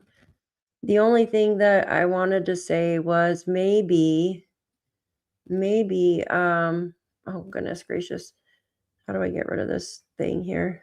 Maybe he did, actually, because there was a witness, right? That's what I'm getting at. There was a witness that, am I freezing up? Let me remove this.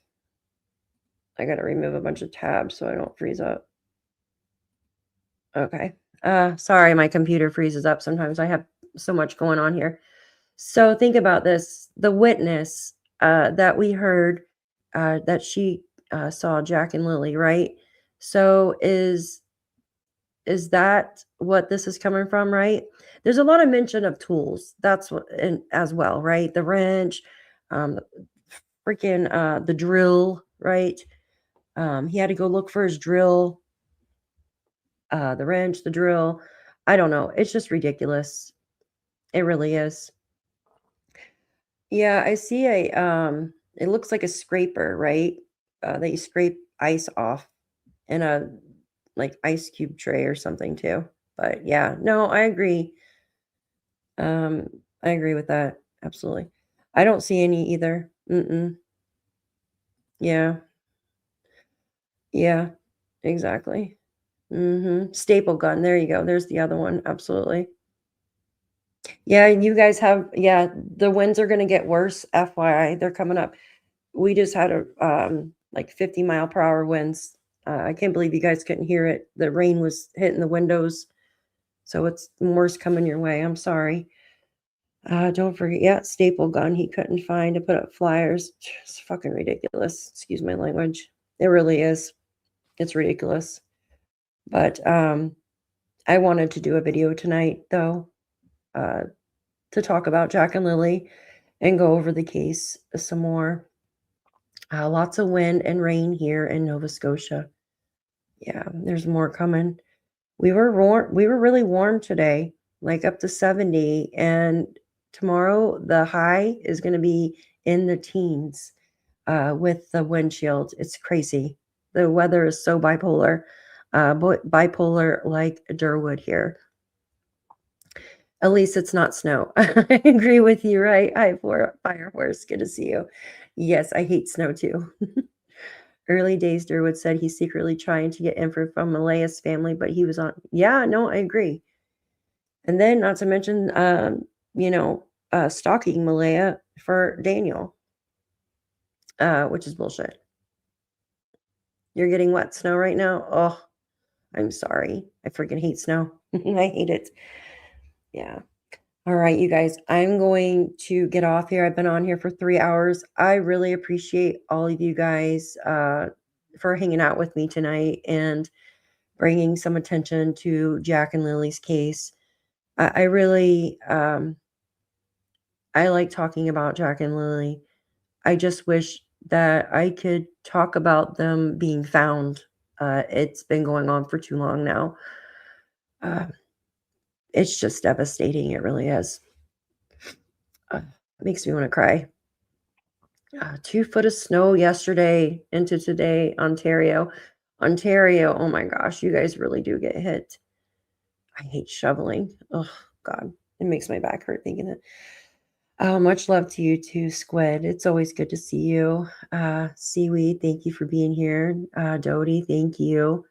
Miss Belinda, thank you for taking the time to be here. And Helicopter Grandma, always nice to see you. April, thank you. Longing Heart. Maria, thank you. Ginger's Mom and Firehorse, Lori. Nova, Nana, thank you. The Real Normbeaster, thank you so much. I'm going up. Misty, thank you. Jess, thank you always. You're awesome. Thank you so much. Ginger's Mom, why demand he does speech analysis? Oh, I'm not sure. Yeah, I don't know. I don't think I've watched this stuff before. Maybe. Longing Heart, thank you for being here. Miss Lynn, thank you. Sue, good to see you. Thank you for being here. Julia, thank you. Yes, it is gross, right?